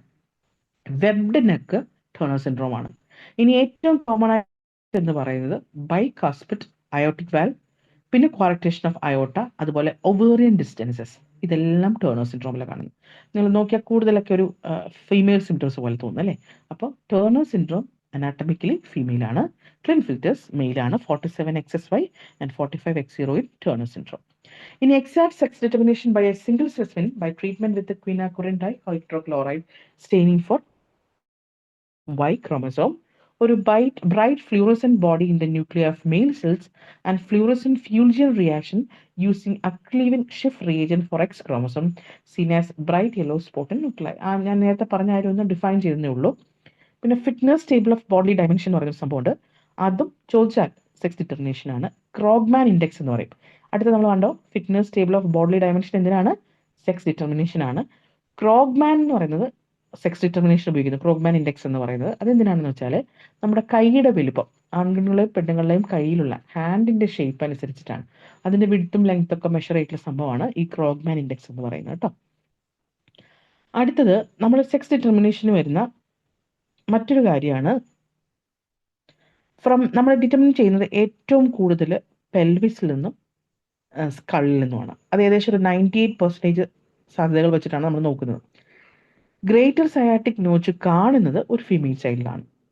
ഓക്കെ, ഇനി അടുത്തൊരു സൈനാണ് ചിലോട്ടിക് ലൈൻ എന്ന് പറയും. അതും സെക്സ് ഡിറ്റർമിനേഷൻ. അപ്പോൾ നമ്മൾ ഫിറ്റ് ലൈൻ ഇൻഡെക്സും ക്രോഗ്മാൻ ഇൻഡെക്സും ഒക്കെ സെക്സ് ഡിറ്റർമിനേഷൻ പറഞ്ഞു പോകും.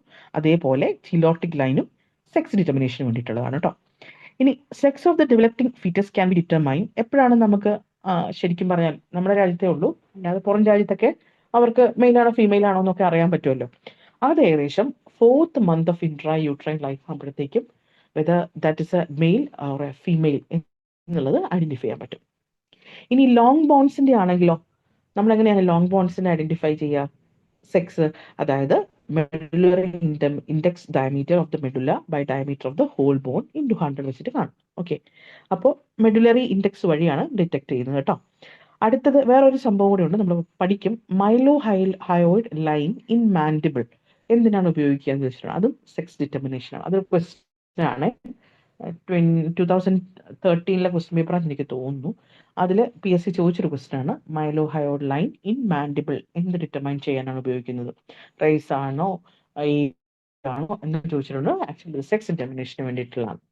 ഓക്കെ, അതിൽ ലോജിക്ക് എന്താണെന്ന് വെച്ചാൽ നമ്മൾ ഈ സ്യൂച്ചേഴ്സ് ഒക്കെ മെയിൽസിന്റെ സ്കളിലാണ് വളരെ കറക്റ്റായിട്ട് മാർക്ക് ചെയ്തിട്ട് കാണപ്പെടുക. ഓക്കെ, അതേപോലെ മൈലോ ഹയോയിഡ് ലൈൻ ഇൻ മാൻഡിബിളും സെക്സ് ഡിറ്റർമിനേഷന് വേണ്ടി മെയിൽസിലാണ് ഇത് പ്രൊമിനന്റ് ആയിട്ട് കാണുക. ഓക്കെ, ഇനി അടുത്തത് ഏജ്. നമുക്കൊരാളുടെ പ്രായം എങ്ങനെ ഡിറ്റർമിൻ ചെയ്യാം? ഇപ്പം നമ്മൾ പറയില്ലേ ഏകദേശം 35-40 വയസ്സിന് പ്രായമുള്ള ആളാണ് മരണപ്പെട്ടത് എന്നൊക്കെ പറയില്ലേ.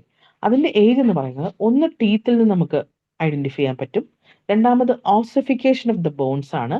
അടുത്തത് സെക്കൻഡറി സെക്ഷൽ ഫീച്ചേഴ്സ് കൊണ്ട്, മറ്റത് ഒരു ജനറൽ ഡെവലപ്മെന്റ് കാര്യങ്ങൾ വെച്ച് നമുക്ക് കണ്ടുപിടിക്കാൻ പറ്റും കേട്ടോ. ഇനി അടുത്തത് ടെമ്പററി ടീത്തും പെർമനന്റ് ടീത്തും. ഇപ്പൊ ചോദിച്ചിട്ടുള്ള ഒരു ക്വസ്റ്റ്യൻ ആണ്. നമ്മൾ ഈ ഓസിഫിക്കേഷൻ പോയിന്റ് ആഡ് ചെയ്തിട്ടുണ്ടെങ്കിൽ പറയുന്നതേ ഉള്ളൂ. ലോ ഓഫ് ഓസിഫിക്കേഷൻ ഉണ്ട്, അതിനൊരു ഓർഡർ ഉണ്ട്, ഇന്ന രീതിയിൽ ഇന്ന പോലെ പോകണം ലോ ഓഫ് ഓസിഫിക്കേഷൻ. പക്ഷെ അത് ഫോളോ ചെയ്യാത്തൊരു ബോൺ ആരാന്നറിയാമോ? ഫിബുലയാണ്. Fibula don't have a law of ossification. ഒന്നാമത് അത്. രണ്ടാമത് ചോദിച്ചൊരു ക്വസ്റ്റ്യൻ ആണ്, ഡെസിഡ്വസ് ബോണ് അല്ല, ഡെസിഡ്വസ് ടീത്ത് അല്ലാത്തത് ഏതാണ്? അപ്പോൾ സ്വാഭാവികമായും ഇൻസിസസ്, കെനൈൻസ്, പ്രീമോളാസ്, സ്മോളാസ് ഇതെല്ലാം ഓപ്ഷൻസിലുണ്ട്. ആൻസർ പ്രീമോളാസ് ആണ്. അപ്പൊ മറന്നു പോകരുത്, പ്രീമോളാസ് എന്ന് പറയുന്നത് ഡെസിഡ്വസ് ടീത്തിൽ ഉൾപ്പെടുന്നതേ അല്ല. ഓക്കെ, അപ്പൊ ഈ രണ്ട് കാര്യം ഓർത്താട്ടെ. നമ്മൾ ടീത്തിന്റെ പല കാര്യങ്ങളും ഇനി പഠിക്കാനുണ്ട്. എനിവേ, ടെമ്പററി ടീത്ത് എന്ന് പറഞ്ഞത് 20 ആണ് അതിന്റെ ഡെന്റൽ ഫോർമുല. അപ്പൊ 2102 2102, മേലെ 2102, താഴെ 2102, അതായത് total 4 incisors, 2 canine, 4 molars in each two. അതാണ് ടെമ്പററി ടീത്ത്. അതേസമയം പെർമനന്റ് ടീത്ത് എന്ന് പറയുന്നത് 32 പല്ലും അടിച്ചു പിടിച്ചെന്നൊക്കെ നമ്മൾ പറയാറില്ലേ, എന്താണ് സംഭവം? 21, 23 ആണ് കേട്ടോ. അവിടെ നമ്മുടെ പ്രീമോളാർ വരുന്നതുകൊണ്ടാണ് ആ നമ്പറിലെ വ്യത്യാസം. അപ്പൊ 2102 കുഞ്ഞുങ്ങളെ വിളിക്കാനുള്ള നമ്പറും 2123 അഡൽറ്റിനെ വിളിക്കാനുള്ള നമ്പറും കേട്ടോ, മാറിപ്പോകരുതേ. ഇനി ഏതാണ് ആദ്യം ഇറപ്റ്റ് ചെയ്യുന്ന ടീത്ത്? നമുക്കെല്ലാം അറിയാം അല്ലെ, കുഞ്ഞി പിള്ളേരുടെ താഴത്തെ 2 പല്ലുകൾ ഇങ്ങനെ കടിക്കാൻ വേണ്ടി വരുന്ന കണ്ടിട്ടില്ലേ? That is A lower central incisor. ഇനി ടെമ്പററി ടീത്ത് വരുന്ന എപ്പോഴൊക്കെ ആയിരിക്കും? ഒരു 2 തൊട്ട് 2.5 വയസ്സ് വരെയുള്ള കാലഘട്ടത്തിലാണ് ടെമ്പററി ടീത്തിന്റെ ഇറപ്ഷൻ. അവരൊരു 12 വയസ്സാകുമ്പോൾ അതൊരു മിക്സഡ് ഡെന്റീഷനായി. സോ മിക്സഡ് ഡെന്റീഷൻ 12 ഇയേഴ്സ് ആണ്. ടീത്ത് ഇറപ്ഷന് ശരിക്കും ഒരു 1.5 ഇയേഴ്സ് കൊണ്ടൊക്കെ തരും കേട്ടോ, അല്ലെങ്കിൽ 2 to 2.5 ഇയേഴ്സ് ആണ്. First teeth erupts lower central incisor. ഇനി ഫസ്റ്റ് പെർമനന്റ് മോളാർ ടീത്ത് എപ്പോഴാണ് ഡെവലപ്പ് ചെയ്യുന്നത്? 6 തൊട്ട് 7 വയസ്സിനിടയിലാണ്. ഓക്കെ, ഇനി നമുക്കൊരു 11 വയസ്സുകാരനാണെങ്കിൽ ആ കുട്ടിക്ക് 20 പെർമനന്റ് ടീത്ത് ഉണ്ടെന്നാണ്. അതായത് നമ്മുടെ 2102 കണക്ക് റെഡി ആവുകയാണ് അവിടെ. അവർക്ക് ആ 20 പല്ലുണ്ടെങ്കിൽ അയാൾക്ക് എത്ര വയസ്സായെന്നാണ്? 11 വയസ്സ്. 12 വയസ്സാകുമ്പോൾ നമുക്ക് മിക്സഡ് ഡെന്റിഷൻ കാണാൻ പറ്റും. 14 വയസ്സാകുമ്പോൾ ഏതാണ്ട് 28 പെർമനന്റ് ടീത്ത് ഉണ്ടാകും. റെസിഡസ് ടീത്ത് ഒന്നും ഉണ്ടാവില്ലെന്നാണ് കണക്ക്.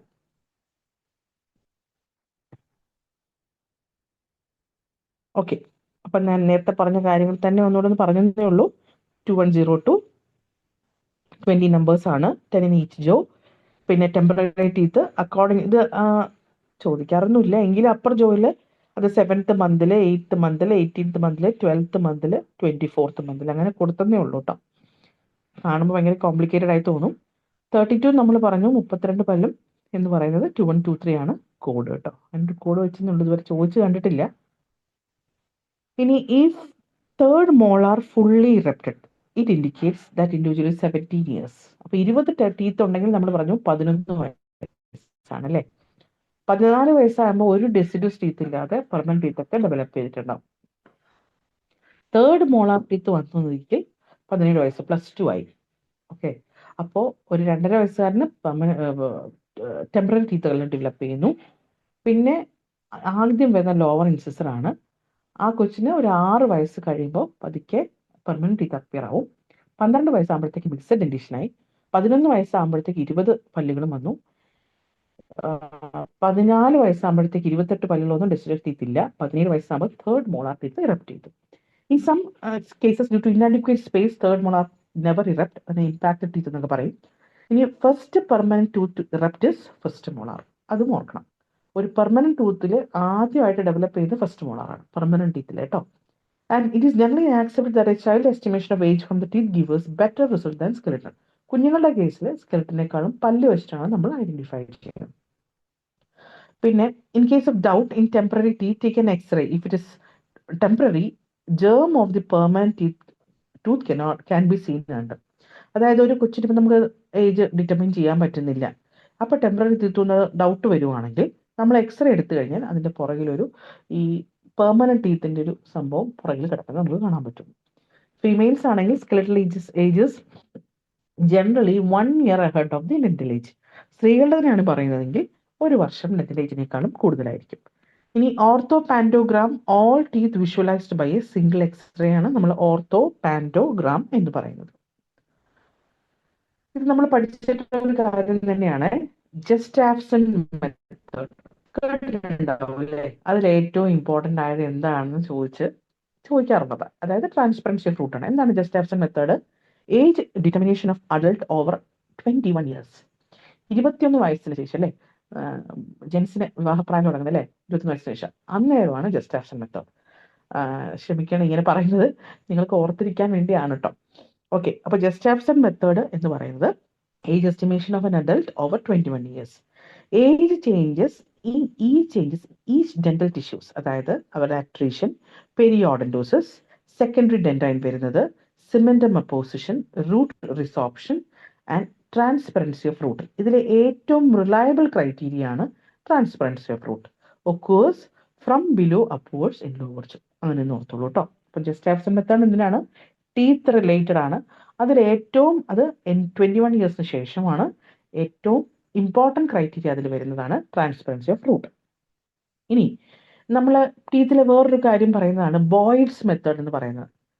Cross striation develop in the enamel of teeth. Enamel of ടീത്തിൽ വരുന്ന ആ ക്രോസ് സ്ട്രയേഷനെ വെച്ചിട്ട് age of the dead infant നോക്കുന്ന ഒന്നാണ് ബോയ്ഡ്സ് മെത്തേഡ് എന്ന് പറയുന്നത്.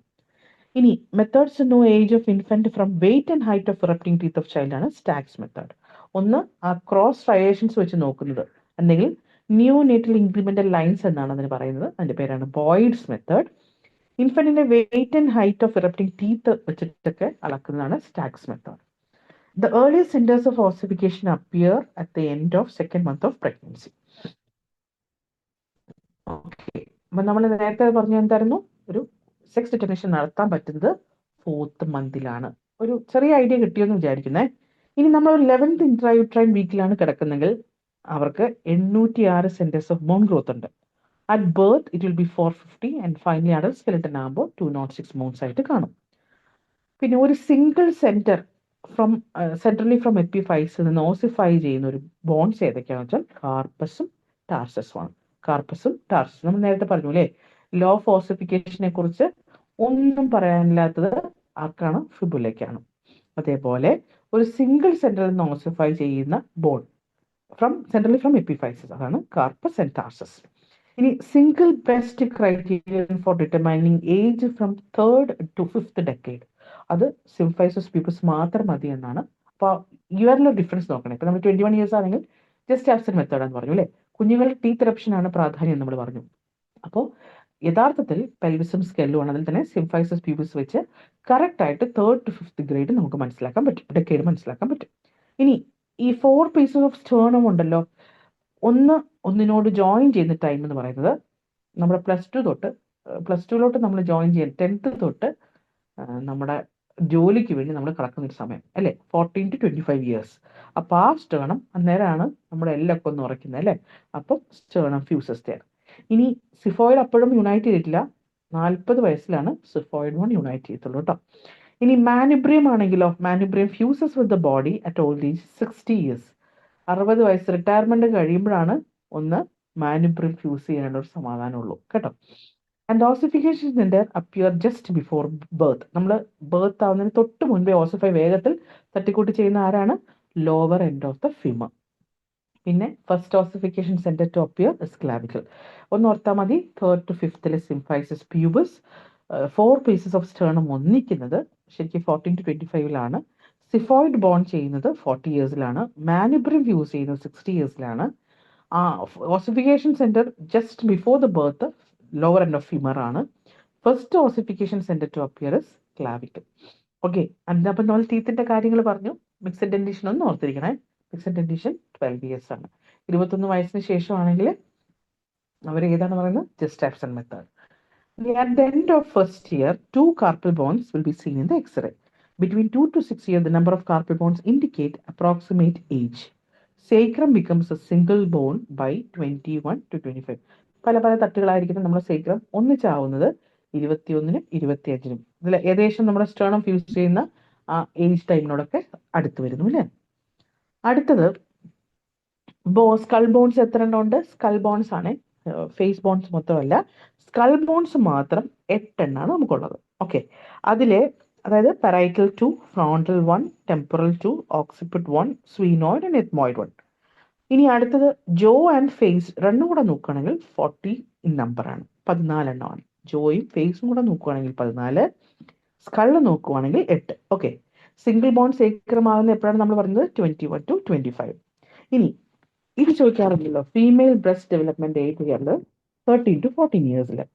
പിബിക് ആൻഡ് ആക്സിലർ ഇയർ ആദ്യം നമ്മുടെ ബ്രസ്റ്റിന്റെ കാര്യം വന്നതിന് ശേഷമാണ് ഹെയർ ഗ്രോത്ത് കേട്ടോ. 13 to 14, 14 to 15 അല്ലേ. ഇനി അടുത്ത ടെസ്റ്റിക്സ് ബിക്കം ലാർജ് അല്ലെങ്കിൽ ഒരു മെയിൽ ഫീച്ചേഴ്സ് ടെസ്റ്റിസിൽ തുടങ്ങുന്നത് 14 yearsലാണ്. പ്യൂബിക് ഹെയർ ഡെവലപ്പ് ചെയ്യുന്നത് 15 yearsലാണ്. ഫേഷ്യൽ ഹെയർ 16 yearsലാണ്. ബോയ്സ് ഡീപ്പ് ആവുന്നത് 16 to 18. പ്ലസ് 2 സമയത്തല്ലേ ബോയ്സിനൊരു വോയിസ് മോഡുലേഷൻ അല്ലേ, അപ്പോൾ അതാണ് 16 to 18 years കേട്ടോ. ഇനി males dental and osseous age are similar. Skeletal development advanced in females up to 1 year but different in dental age. Most successful estimates is done from, ഇപ്പം നമ്മൾ സ്യൂച്ചേഴ്സിൽ നോക്കുവാണെങ്കിൽ ഏറ്റവും നല്ല എസ്റ്റിമേറ്റ് എന്ന് പറയുന്നത് സജൈറ്റൽ സ്യൂച്ചർ വെച്ച് നോക്കുകയാണ്. അതിനുശേഷമേ ഉള്ളൂ ലാംഡോയിഡും കൊറോണൽ സ്യൂച്ചറിനൊക്കെയുള്ള പ്രാധാന്യമുള്ളൂ. Suture closure occurs later in females. അപ്പോൾ ഒരു ഐഡിയ കിട്ടിയല്ലോ അല്ലേ, സേക്രം ഏതിലാണ്, ഫീമെയിൽസിൽ ഏത് കാര്യമാണ് ഡെവലപ്പ് ചെയ്യുന്നത് എന്നുള്ളത്. ഓക്കെ, ഇനി for age between 6 to 12 years നമ്മൾ X-ray of elbow joint, wrist joint ഒക്കെ എടുക്കാറുണ്ട്. 9 years ആകുമ്പോൾ ഒലിക്യുറിനോൺ പ്രോസസ് എടുക്കാം. പിന്നെ 10 to 11 years ആണെങ്കിൽ പിസി ഫോം ഡെവലപ്പ് ചെയ്യുന്നു. അപ്പോൾ 10 to 11 years ആണ് നമുക്ക് മനസ്സിലായി. 11th year ആകുമ്പോൾ ലാറ്ററൽ എപ്പിക്കോണ്ടൽ ഓഫ് ഹ്യൂമറസ് വെച്ച് ഐഡന്റിഫൈ ചെയ്യുന്നു. ഇതൊന്നും എല്ലാം ഒന്നും വേണ്ട കേട്ടോ, ഞാൻ കണ്ട കാര്യം ഒന്ന് നിങ്ങൾ നോട്ട് ചെയ്യുന്നേ ഉള്ളൂ കേട്ടോ. 17 to 18 yearsലാണെങ്കിൽ ഹിപ്പ് ജോയിന്റ്, 18 to 19 years ആണെങ്കിൽ knee shoulder and wrist, 20 to 21 years ആണെങ്കിൽ fusion of iliac crest, ischial tuberosity, inner end of the clavicle. ഇതാണ് ഞാൻ പറഞ്ഞ അടുത്ത ക്വസ്റ്റ്യൻ കണ്ടോ. Mylohyoid line in mandible എന്തിനാണ് ഉപകാരപ്പെടുന്നത്? സെക്സ് ഡിറ്റർമിനേഷൻ ആണ്. ലോ ഓഫ് ഓസിഫിക്കേഷൻ ഫോളോ ചെയ്യാത്തത് ഫിബുലയാണ്. ചോദിച്ച ക്വസ്റ്റ്യൻസ് ആണ് ഇത് രണ്ടും.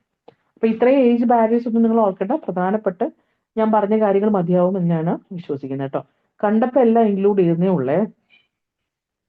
ഇത് നമ്മൾ സെക്സ് ഐഡന്റിഫിക്കേഷൻ എങ്ങനെ male and female അതിലൊന്നുമില്ല.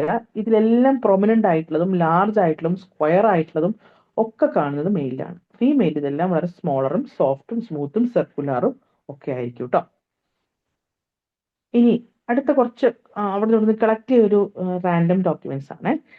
Pre auricular sulcus of the pelvis എന്തിനായിരിക്കും? നമ്മൾ പറഞ്ഞില്ലേ സിംഫൈസിസ് പ്യൂബിസ് ശരിക്കും പറഞ്ഞാൽ 3rd to 5th grade sex determination പറ്റും അല്ലേ. ഇനി അടുത്തത് 3rd to 5th ഡിക്കേഡ്, അതുകൊണ്ട് അത് ഏജും പറയാം, എങ്കിലും pre auricular sulcus of pelvis എന്ന് കറക്റ്റ് ആയിട്ട് പറഞ്ഞാൽ അത് സെക്സ് ആണ്. സെഫാലിക് ഇൻഡെക്സ് എന്തിനായിരുന്നു നമ്മൾ തിരിച്ചത്? റേസ് അല്ലേ. ഡോളിക്കോസെഫാലിക്, മെസാറ്റിസെഫാലിക്, ബ്രേക്കിസെഫാലിക് എന്തിനാണ്? റേസിന് വേണ്ടിയിട്ടാണ്. Medullary index of the hair അത് സ്പീഷീസിനനുസരിച്ചാണ്. മൃഗങ്ങളാണോ മനുഷ്യരാണോ എന്ന് തിരിച്ചറിയിപ്പിക്കുന്നത് medullary index of the hair ഉപയോഗിച്ചാണ് കേട്ടോ. അതേസമയം medullary index of the long bone എന്ന് പറയുന്നത് സെക്സ് ഡിറ്റർമിനേഷൻ ആണ്. മാറിപ്പോകരുത്. ഹെയറിന്റെ മെഡുലറി ഇൻഡെക്സ് സ്പീഷീസിനാണെങ്കിൽ ലോങ് ബോണ്ടത് സെക്സ് ഡിറ്റർമിനേഷൻ ആണ്. ഇനി സ്പീഷീസ് ഐഡന്റിഫിക്കേഷൻ ബൈ മറ്റൊരു ടെസ്റ്റ് ഉണ്ട്, പ്രസിപ്പിറ്റിൻ ടെസ്റ്റ് എന്ന് പറയും. സാധാരണഗതിയിൽ പോസ്റ്റീരിയർ ഫോണ്ടനിലെ ഒരു 6 to 8 months ആന്റീരിയർ ഫോണ്ടനിലെ ഒരു 1.5 to 2 years ക്ലോഷർ ആവാറുണ്ട്. Suture closure in skull occur later in female than in males and the most successful estimate is done in sagittal. നമ്മൾ നേരത്തെ പറഞ്ഞു അല്ലേ, സജൈറ്റൽ ഫ്യൂച്ചർ ആണ് ലാംഡോയിഡിനെ കാട്ടും കൊറോണയെ കാട്ടും ഒരു സക്സസ്ഫുൾ എസ്റ്റിമേറ്റ് എന്ന് പറയുന്നത് സജൈറ്റൽ ഫ്യൂച്ചർ ആണ്, ഫ്യൂച്ചേഴ്സിന്റെ കേസിലാണ്. പിന്നെ നമ്മൾ എങ്ങനെയാണ് ഒരു age of the foetus detect ചെയ്യുന്നത് എന്നുള്ളതാണ്. അപ്പൊ ഇത്ര വരെ ഫോളോ ചെയ്യാൻ പറ്റുന്നുണ്ടോ? റിപ്പറ്റീഷൻ ആവശ്യമുള്ള എന്ത് വേണമെങ്കിലും നമുക്ക് റിപ്പീറ്റ് ചെയ്യണമെങ്കിൽ പറഞ്ഞാൽ മതി കേട്ടോ. ഇനി ഏജ് ഓഫ് ദ ഫീറ്റസ് എങ്ങനെ നമ്മൾ മനസ്സിലാക്കുക? അതിനെ നമ്മൾ പഠിച്ച കാര്യം തന്നെ അല്ലേ, റൂൾ ഓഫ് ഹാസെ എന്ന് പറയും. ഏജ് ഓഫ് ദ ഫീറ്റസിന് നമുക്ക് മനസ്സിലാക്കാൻ പറ്റുന്ന എന്താണ്? കുഞ്ഞുങ്ങൾ എപ്പോഴും ചിരിക്കും അല്ലെ, Haase. So rule of Haase, up to 5 months of age ആണെങ്കിൽ ഫീറ്റസിന്റെ കേസിലാണ് square root of the length minus months ആണ് നമ്മൾ ചെയ്യുക. Up to 5 months. Last 5 months ആണെങ്കിൽ length in centimetre by 5 that is minus age in months. Okay, last 5 months. Up to 5 months square root of length minus months ആണ്. Last 5 months ആകുമ്പോൾ length in centimetre by 5 minus age in months. ഇനി stature is known by applying Karl Pearson formula. ഇനി stature of the individual from long bones എന്ന് പറ്റും, അതായത് ഒരു ഫിമറിന്റെ 3.6 to 3.8 ഹ്യൂമറസിന് ഒരു 5 to 6 ആണ്. ഓക്കെ, പറഞ്ഞതേ ഉള്ളൂ. ഇത്രയും കാര്യങ്ങൾ ഏജ് ഓഫ് ദി ഫീറ്റസ് മനസ്സിലാക്കുന്നത് റൂൾ ഓഫ് ഹാസെ എന്ന് മറന്നു പോകരുത്. അതുപോലെ സ്റ്റേച്ചർ മനസ്സിലാക്കാൻ പറ്റുന്ന ഒരു ഫോർമുല ഉണ്ട്, അതാണ് കാൾ പിയേഴ്സൺ ഫോർമുല. ഓക്കെ, അടുത്തത് ഡെവലപ്പിംഗ് ഓവം എന്ന് പറയുന്നത് ഒരു 7 to 10 days ആഫ്റ്റർ കൺസെപ്ഷൻ ആണ് developing over. Okay, first 7 to 10 days after conception. അത് എംബ്രിയോ എന്ന് നമ്മൾ പറയുന്നത് ഫസ്റ്റ് വീക്ക് 7ാമത്തെ ദിവസം തൊട്ട്, അല്ലെങ്കിൽ ആ ഫസ്റ്റ് വീക്ക് ഉണ്ടല്ലോ 7ാമത്തെ ദിവസം വരെയുള്ള വീക്ക് തൊട്ട് 8th വീക്ക് അവസാനിക്കുന്ന വരെ നമ്മൾ അതിനെ എന്തെന്ന് പറയുള്ളൂ? എംബ്രിയോ എന്ന് പറയുന്നു. പിന്നീടെല്ലാം നമ്മൾ വിളിക്കുന്നത് ഫീറ്റസിനെയാണ്. അപ്പൊ 8th വീക്കിന് മേലെ, അതായത് 2nd month ശേഷം അതിനെ നമ്മൾ ഫീറ്റസ് എന്ന് വിളിക്കുള്ളൂ. And the rule for determining the ages rule of Haase. അതിന് സ്റ്റാച്ചർ ഡിറ്റർമിൻ ചെയ്തൊരു ഫോർമുല ഉണ്ട്, that is Karl Pearson formula. അപ്പൊ നമ്മളെ ബേബി ഒരു ഫസ്റ്റ് മന്ത് ആകുമ്പോൾ ജസ്റ്റ് ഒരു 1 centimeter ഉള്ളൂ. 2nd month ആകുമ്പോൾ 4 centimeter ആയി. ഫസ്റ്റ് ഓസിഫിക്കേഷൻ സെന്റർ ഈ 4th month ആകുമ്പോഴേക്ക് ഡെവലപ്പ് ചെയ്യുന്നു. 3rd month 9 centimeter ആണ്, പക്ഷെ കണ്ണെല്ലാം അടഞ്ഞിരിക്കും. 4th month നമ്മൾ പറഞ്ഞു സെക്സ് ഡിറ്റർമിനേഷൻ, നേരത്തെ നമ്മൾ പറഞ്ഞു അല്ലേ, സെക്സ് ഡിറ്റർമിനേഷൻ പറ്റും. 9th month ആകുമ്പോൾ ആളുടെ ഫോണ്ടനലൈസ് എല്ലാം പ്രസന്റ് ചെയ്തു, നിയോനേറ്റൽ സ്കൾ, പിന്നെ ടെസ്റ്റസ് ഇൻ സ്ക്രോട്ടം, ലനുഗോ അന്നേരം ഉണ്ടാവില്ല. ലനുഗോ എന്ന് പറഞ്ഞാൽ ബേബി ഹെയർ പോലെ ഒരു സംഭവം അല്ലേ. 6 months ശേഷം അപ് ടു 2 years ആണെങ്കിൽ എന്ത് സംഭവിക്കും? ടെമ്പററി ടീത്ത് ഡെവലപ്പ് ചെയ്യും. ഇത് ജനിച്ചതിന് ശേഷമുള്ള കേസ് കേട്ടോ. ഓക്കെ, ഇനി 2 years തൊട്ട് 6 years വരെ നമ്മൾ ഡിറ്റർമിൻ ചെയ്യുന്ന ഒരു സംഭവം നേരത്തെ പറഞ്ഞിരുന്നു, ടാർസസ് ആൻഡ് കാർപ്പസ്. ഇനി ആർക്കസ് ജുവനൈൽസ് എന്ന് പറഞ്ഞ സംഭവം ഉണ്ട് അല്ലേ. ആർക്കസ് ജുവനൈൽസ് കേൾക്കുമ്പോൾ നമ്മൾക്ക് കുഞ്ഞു കുട്ടികൾ സംഭവിക്കുന്നത് അതൊന്നുമല്ല. 40 years ഓഫ് ഏജ് ആണ് ഡെവലപ്പ് ചെയ്യുന്നത് ഡ്യൂ ടു ഹൈപ്പർ ലിപ്പിഡീമിയ. മാറിപ്പോകണ്ട കേട്ടോ. ഇനി അപ്പൊ ഇത്രയും ക്ലിയർ ആണെന്ന് വിചാരിക്കുന്നു. ഏറ്റവും പ്രധാനപ്പെട്ട നോക്കിയാൽ മതി, എക്സ്ക്ലൂഡ് ചെയ്യാൻ പറ്റാത്തതുകൊണ്ടാണ് അത് ടൈപ്പ് ചെയ്ത് കയറ്റിയത്. എനിവേ, നിങ്ങൾക്ക് ഒരു ഐഡിയ കിട്ടിയെന്ന് വിചാരിക്കുന്നു അല്ലേ. സെക്സ് ഡിറ്റർമിനേഷൻ ഫോർമുലാസ് നമ്മൾ പറഞ്ഞു, കുറച്ച് കാര്യം, കുറച്ച് ഡിഫിക്കൽട്ട് ടോപ്പിക് തന്നെയാണ് ഐഡന്റിഫിക്കേഷൻ, പക്ഷെ ഒന്ന് വായിച്ചാൽ മനസ്സിലാവുന്നതേ ഉള്ളൂ. ഇനി അടുത്തത് ഫിംഗർ പ്രിന്റർ സിസ്റ്റം. ഈ ഫിംഗർ പ്രിന്റ് സിസ്റ്റം ഒരിക്കലും നമ്മൾ ചോദിക്കില്ല, അതിൽ പല പേരുകൾ കണ്ടോ. Galton system, ഡാക്ടൈലോഗ്രഫി. ഐഡന്റിഫിക്കേഷനിലെ ഏറ്റവും റിലയബിൾ മെത്തേഡ് ഓഫ് ഐഡന്റിഫിക്കേഷൻ ആണ് ഫിംഗർ പ്രിന്റ് സിസ്റ്റം അല്ലേ. അപ്പൊ അതിനകത്ത് നോക്കണേ പേര് ഗാൽട്ടൺ ഓർ ഡാക്ടൈലോഗ്രഫി. ഈ ridge pattern of finger print appear between 12 to 16 weeks of, നമുക്ക് മാത്രമുള്ള യുണീക്ക് ആയിട്ടുള്ള നമ്മുടെ ഈ ഫിംഗർ പ്രിന്റ് വരുന്നത് 12 തൊട്ട് 16 ആഴ്ച ഓഫ് ഇൻട്രായൂട്രൈൻ ലൈഫ്. അത് ഫസ്റ്റ് യൂസ് ചെയ്തത് sir William Herschel in Bengal ആണ്, ഇന്ത്യയില്. ഫ്രാൻസിസ് ഗാൽട്ടൺ ആണ് ഈ സിസ്റ്റമായിട്ട് ചെയ്തത് ഈ മെത്തേഡിനെ ഇൻ ദ ഇയർ 1892. പിന്നെ നമ്മുടെ ഫിംഗർ പ്രിന്റ് ബ്യൂറോ ഇന്ത്യയിൽ ആദ്യമായിട്ട് കൊൽക്കത്തയിലാണ് എസ്റ്റാബ്ലിഷ് ചെയ്തത്. So finger print system Galton system എന്നും ഡാക്ടിലോഗ്രഫി എന്നും പറയും. ഓക്കെ, പലതരത്തിലുണ്ടെന്ന് നമുക്കറിയാലോ. ലൂപ്സ് എന്ന് പറയുന്നതാണ് ഏറ്റവും കൂടുതൽ. 4 ടൈപ്പാണുള്ളത്, അതിൽ ലൂപ്സ് ആണ് ഏറ്റവും കൂടുതൽ. ചിലപ്പോൾ ഇവർ ചോദിക്കുന്ന ക്വസ്റ്റ്യൻ പാറ്റേൺ വെച്ചാൽ ലൂപ്സിന്റെ തരൂല, എന്നിട്ട് ബാക്കി 3 വേറെ ഔട്ട് ഓഫ് ദിസ് ഇതിൽ ഏറ്റവും കോമൺ ആയത് ഏതാണ് എന്ന് ചോദിക്കും.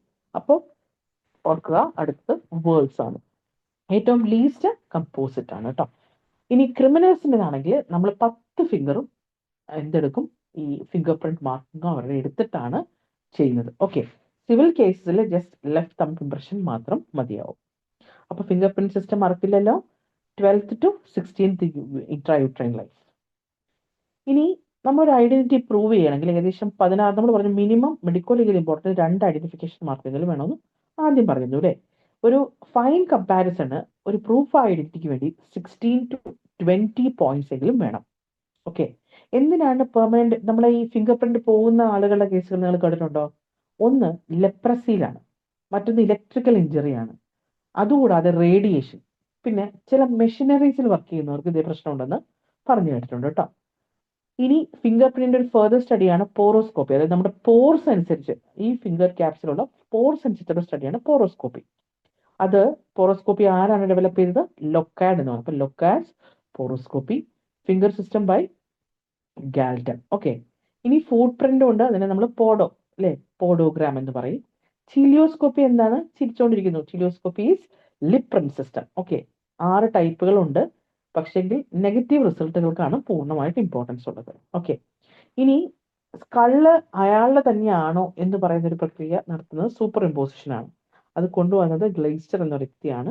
നമ്മളെ സ്കള്ളിന്റെ ഷേപ്പ് വെക്കും, അതിന്റെ അയാളുടെ ഒരു ഫോട്ടോ പ്രിന്റും വെച്ചിട്ട് ഇങ്ങനെ നോക്കുന്നതാണ്. സ്കൾ ഷേപ്പ് ഐഡന്റിഫൈ ചെയ്യാൻ വേണ്ടിയിട്ടാണ് അത് സൂപ്പർ ഇമ്പോസിഷൻ.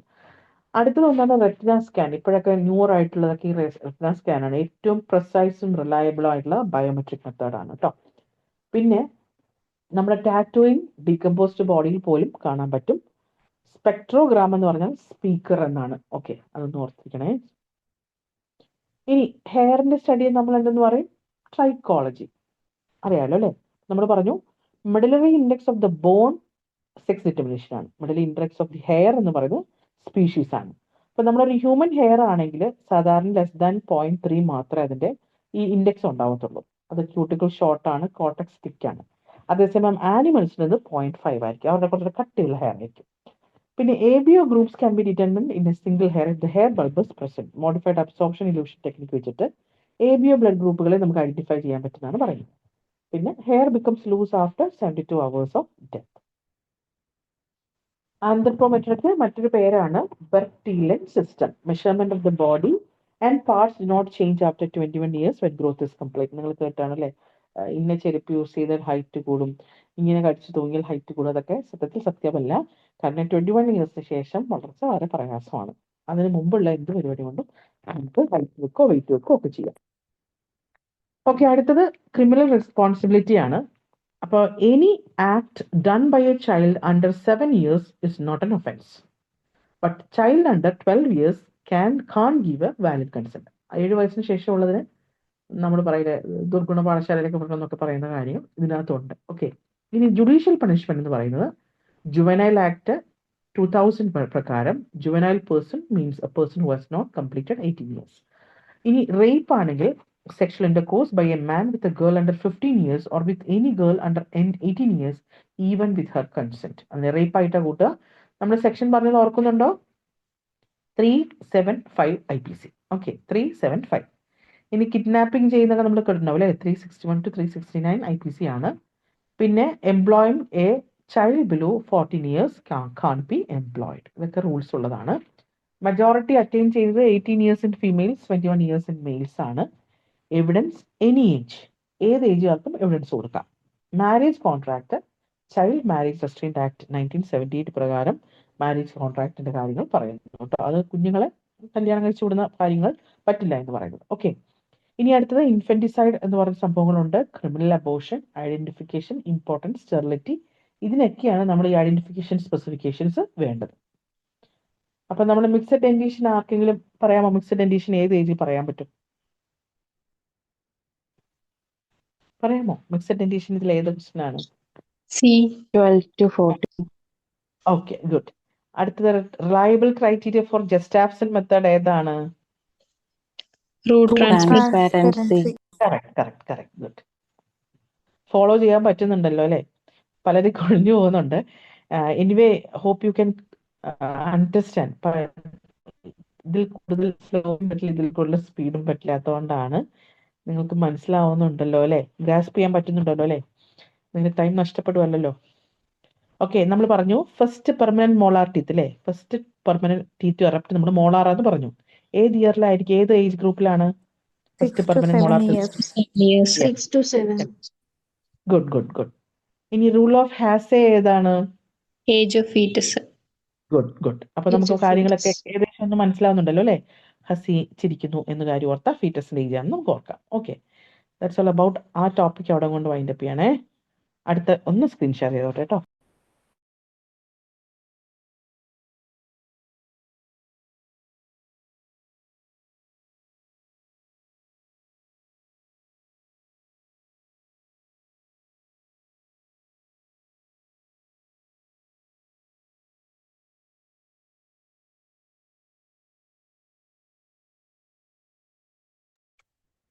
കഴിഞ്ഞു മാഡം. ഇല്ല, അടുത്ത ഫയൽക്കുവാണേ. അടുത്തത് എടുക്കുക. ഡെത്ത് ആൻഡ് ഇറ്റ്സ്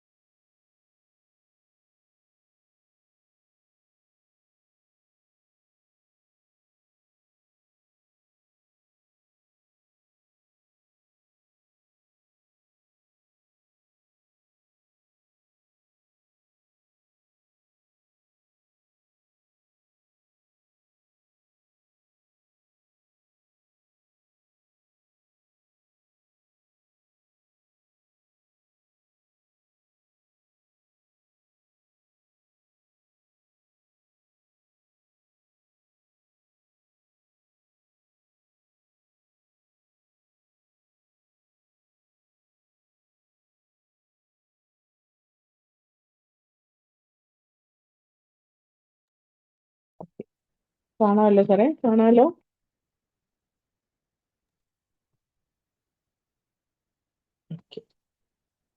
ഓക്കെ, അപ്പൊ എല്ലാവരും ഒന്ന് ബ്രീത്ത് ഇൻ ബ്രീത്ത് ഔട്ട്. നമുക്ക് അടുത്തതിലോട്ട് കടക്കാം. രാത്രി തന്നെ മരണത്തെ കുറിച്ച് പഠിക്കാം അല്ലെ? എന്താണ് ഡെത്ത്? നമുക്ക് എല്ലാവർക്കും ഉള്ളൊരു വളരെ പ്രധാനപ്പെട്ട ഒരു കാര്യമാണ്. എനിവേ, ഡെത്ത് ആൻഡ് ഇറ്റ്സ് കോസസിനെ കുറിച്ച് പഠിക്കുന്ന സ്റ്റഡി ഉണ്ട്. Study of death in all accept.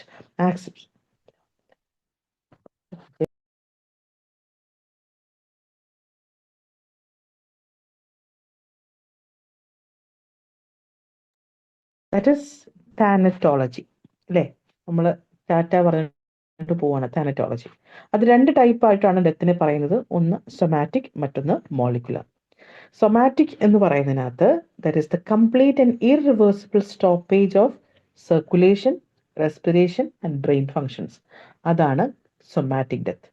Molecular death എന്ന് പറയുന്നതോ ഓരോ സെല്ലും ടിഷ്യൂസും ഡെത്തായി വരുന്നതാണ് മോളിക്കുലർ ഡെത്ത്. ഓക്കെ, ഇനി ഈ സൊമാറ്റിക് ഡെത്ത് കഴിഞ്ഞ് ഏകദേശം 6 മണിക്കൂറിനുള്ളിൽ നമുക്ക് ഒരാളിൽ നിന്ന് കോർണിയ റിമൂവ് ചെയ്യാം. അതുപോലെ kidney, heart, lungs, pancreas, liver soon after circulation has stopped. Circulation stop ചെയ്യുന്ന അനുസരിച്ച് ഈ ഓർഗൻസും റിമൂവ് ചെയ്യാം. ഇനി മോളിക്കുലർ ഡെത്ത് എന്ന് പറഞ്ഞാൽ എന്താ? Death of cells, tissues individually which takes place usually 1 to 2 hours after the stoppage of vital functions. അത് ആണ് അതിൻ്റെ പ്രാധാന്യം. അതായത് മോളിക്കുലർ ഡെത്ത് സ്റ്റാർട്ട് ചെയ്തു എന്ന് പറഞ്ഞാൽ ഏകദേശം മരിച്ചിട്ട് 2 മണിക്കൂർ കഴിഞ്ഞു എന്നർത്ഥം. ഓക്കെ, ഇനി നമ്മൾ ബ്രെയിൻ ഡെത്ത് എന്ന് പറയാറുണ്ട് അല്ലേ? ബ്രെയിൻ ഡെത്ത് എന്താണ്? Deep unconsciousness with no response to external stimulus or internal need. Okay, അതാണ് നമ്മൾ ബ്രെയിൻ ഡെത്ത് എന്ന് പറയുന്നത്. അവിടെ മൂവ്മെന്റുകളില്ല, സ്പോണ്ടേനിയസ് ബ്രീത്തിങ് ഇല്ല. That is a cessation of spontaneous cardiac rhythm without assistance, no reflexes. അതുകൊണ്ടാണ് നമ്മൾ പിഞ്ച് ചെയ്ത് നോക്കുന്നതൊക്കെ അല്ലേ? ചിലത് കോർണിയൽ റിഫ്ലെക്സ് ഒക്കെ നോക്കാറുണ്ട്. Bilateral dilatation and fixation of the pupils. Pupils ഇങ്ങനെ നമ്മൾ തുറന്നു നോക്കിയാൽ ശരിക്കും ഇങ്ങനെ ഒരു മഴത്തുള്ളിയുടെ ഷേപ്പിൽ ഫിക്സ് ആയിട്ടിരിക്കുന്നത് കാണാൻ പറ്റും. ഓക്കെ, ഫ്ലാറ്റ് ഐസോ ഇലക്ട്രിക് ഇ ജി. ഇപ്പം നമ്മൾ സ്വാഭാവികമായും ഡോക്ടേഴ്സാണ്, നമ്മൾ ഡെത്ത് കൺഫർമേഷനൊക്കെ വേണ്ടി ചെല്ലുമ്പോൾ ഈ സ്റ്റിമുലസ് എല്ലാം നമ്മൾ നോക്കണം. അതായത് ആദ്യം അയാളെ തട്ടി വിളിച്ച് നോക്കണം, അയാളെ പിൻ ചെയ്ത് നോക്കണം. നമ്മൾ ഹോസ്പിറ്റൽ ഉള്ള ഒരു സിറ്റുവേഷൻ ആണെങ്കിൽ അവരുടെ BP നോക്കണം, കണ്ണ് പ്യൂപ്പിൾസ് പ്രത്യേകം എടുത്ത് നോക്കണം. ഒരു ടോർച്ച് അടിച്ച് നോക്കിയാൽ അതിന് റെസ്പോണ്ട് ചെയ്യുന്നുണ്ടോ എന്നുള്ളത് കറക്റ്റായിട്ട് അറിയാൻ പറ്റും. അയാളുടെ കാലുകൾക്ക് നീരോ എന്തെങ്കിലും സംഭവങ്ങളുണ്ടോ എന്ന് നോക്കണം. ഇനി അയാൾക്ക് നമുക്കൊരു ജീവന് ചാൻസ് ഉണ്ടെങ്കിൽ CPR കൊടുത്ത് നോക്കാം. ഇങ്ങനെ നമ്മൾ കറക്റ്റായിട്ട് ഡയഗ്നോസ് ചെയ്യാൻ ഈ മെത്തേഡുകൾ ഉപയോഗിക്കണം കേട്ടോ. All of the confirmatory mentioned as present for 24-hour period. Metabolic and endocrine disturbances which can be responsible for coma should be excluded.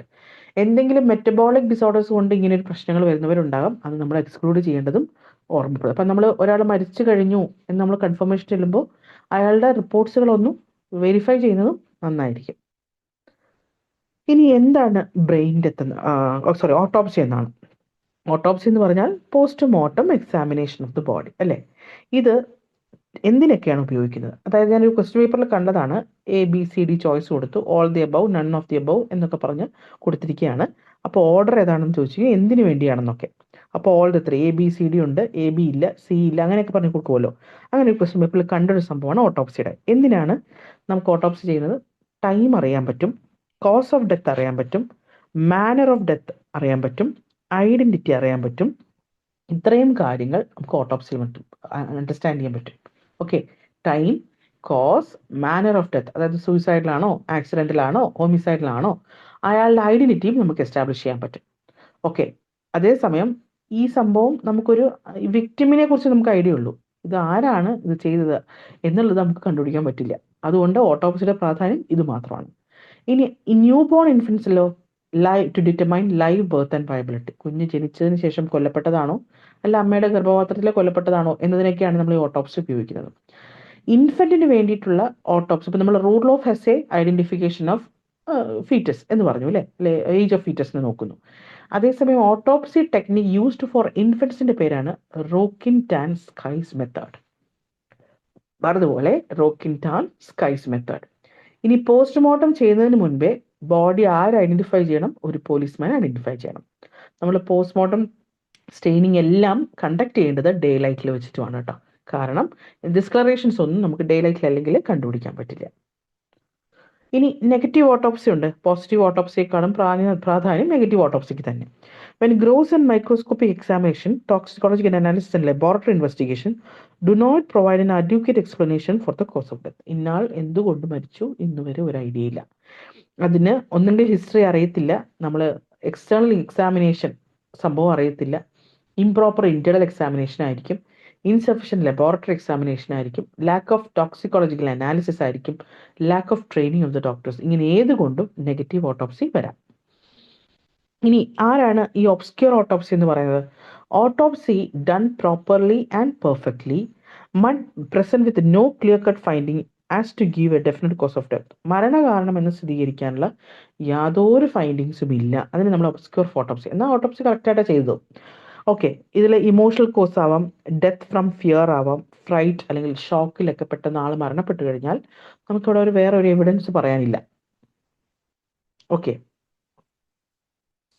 ഇനി അടുത്തത് ഒരു ഓൾറെഡി ഡെഡ് ആയിട്ടുള്ള ബോഡിയെ നമ്മൾ തിരിച്ചെടുക്കുന്നതിനാണ് എക്സ്ഹ്യൂമേഷൻ എന്ന് പറയുന്നത്. നമ്മൾ കേട്ടിരിക്കുന്ന കാര്യം തന്നെയാണ് അല്ലേ.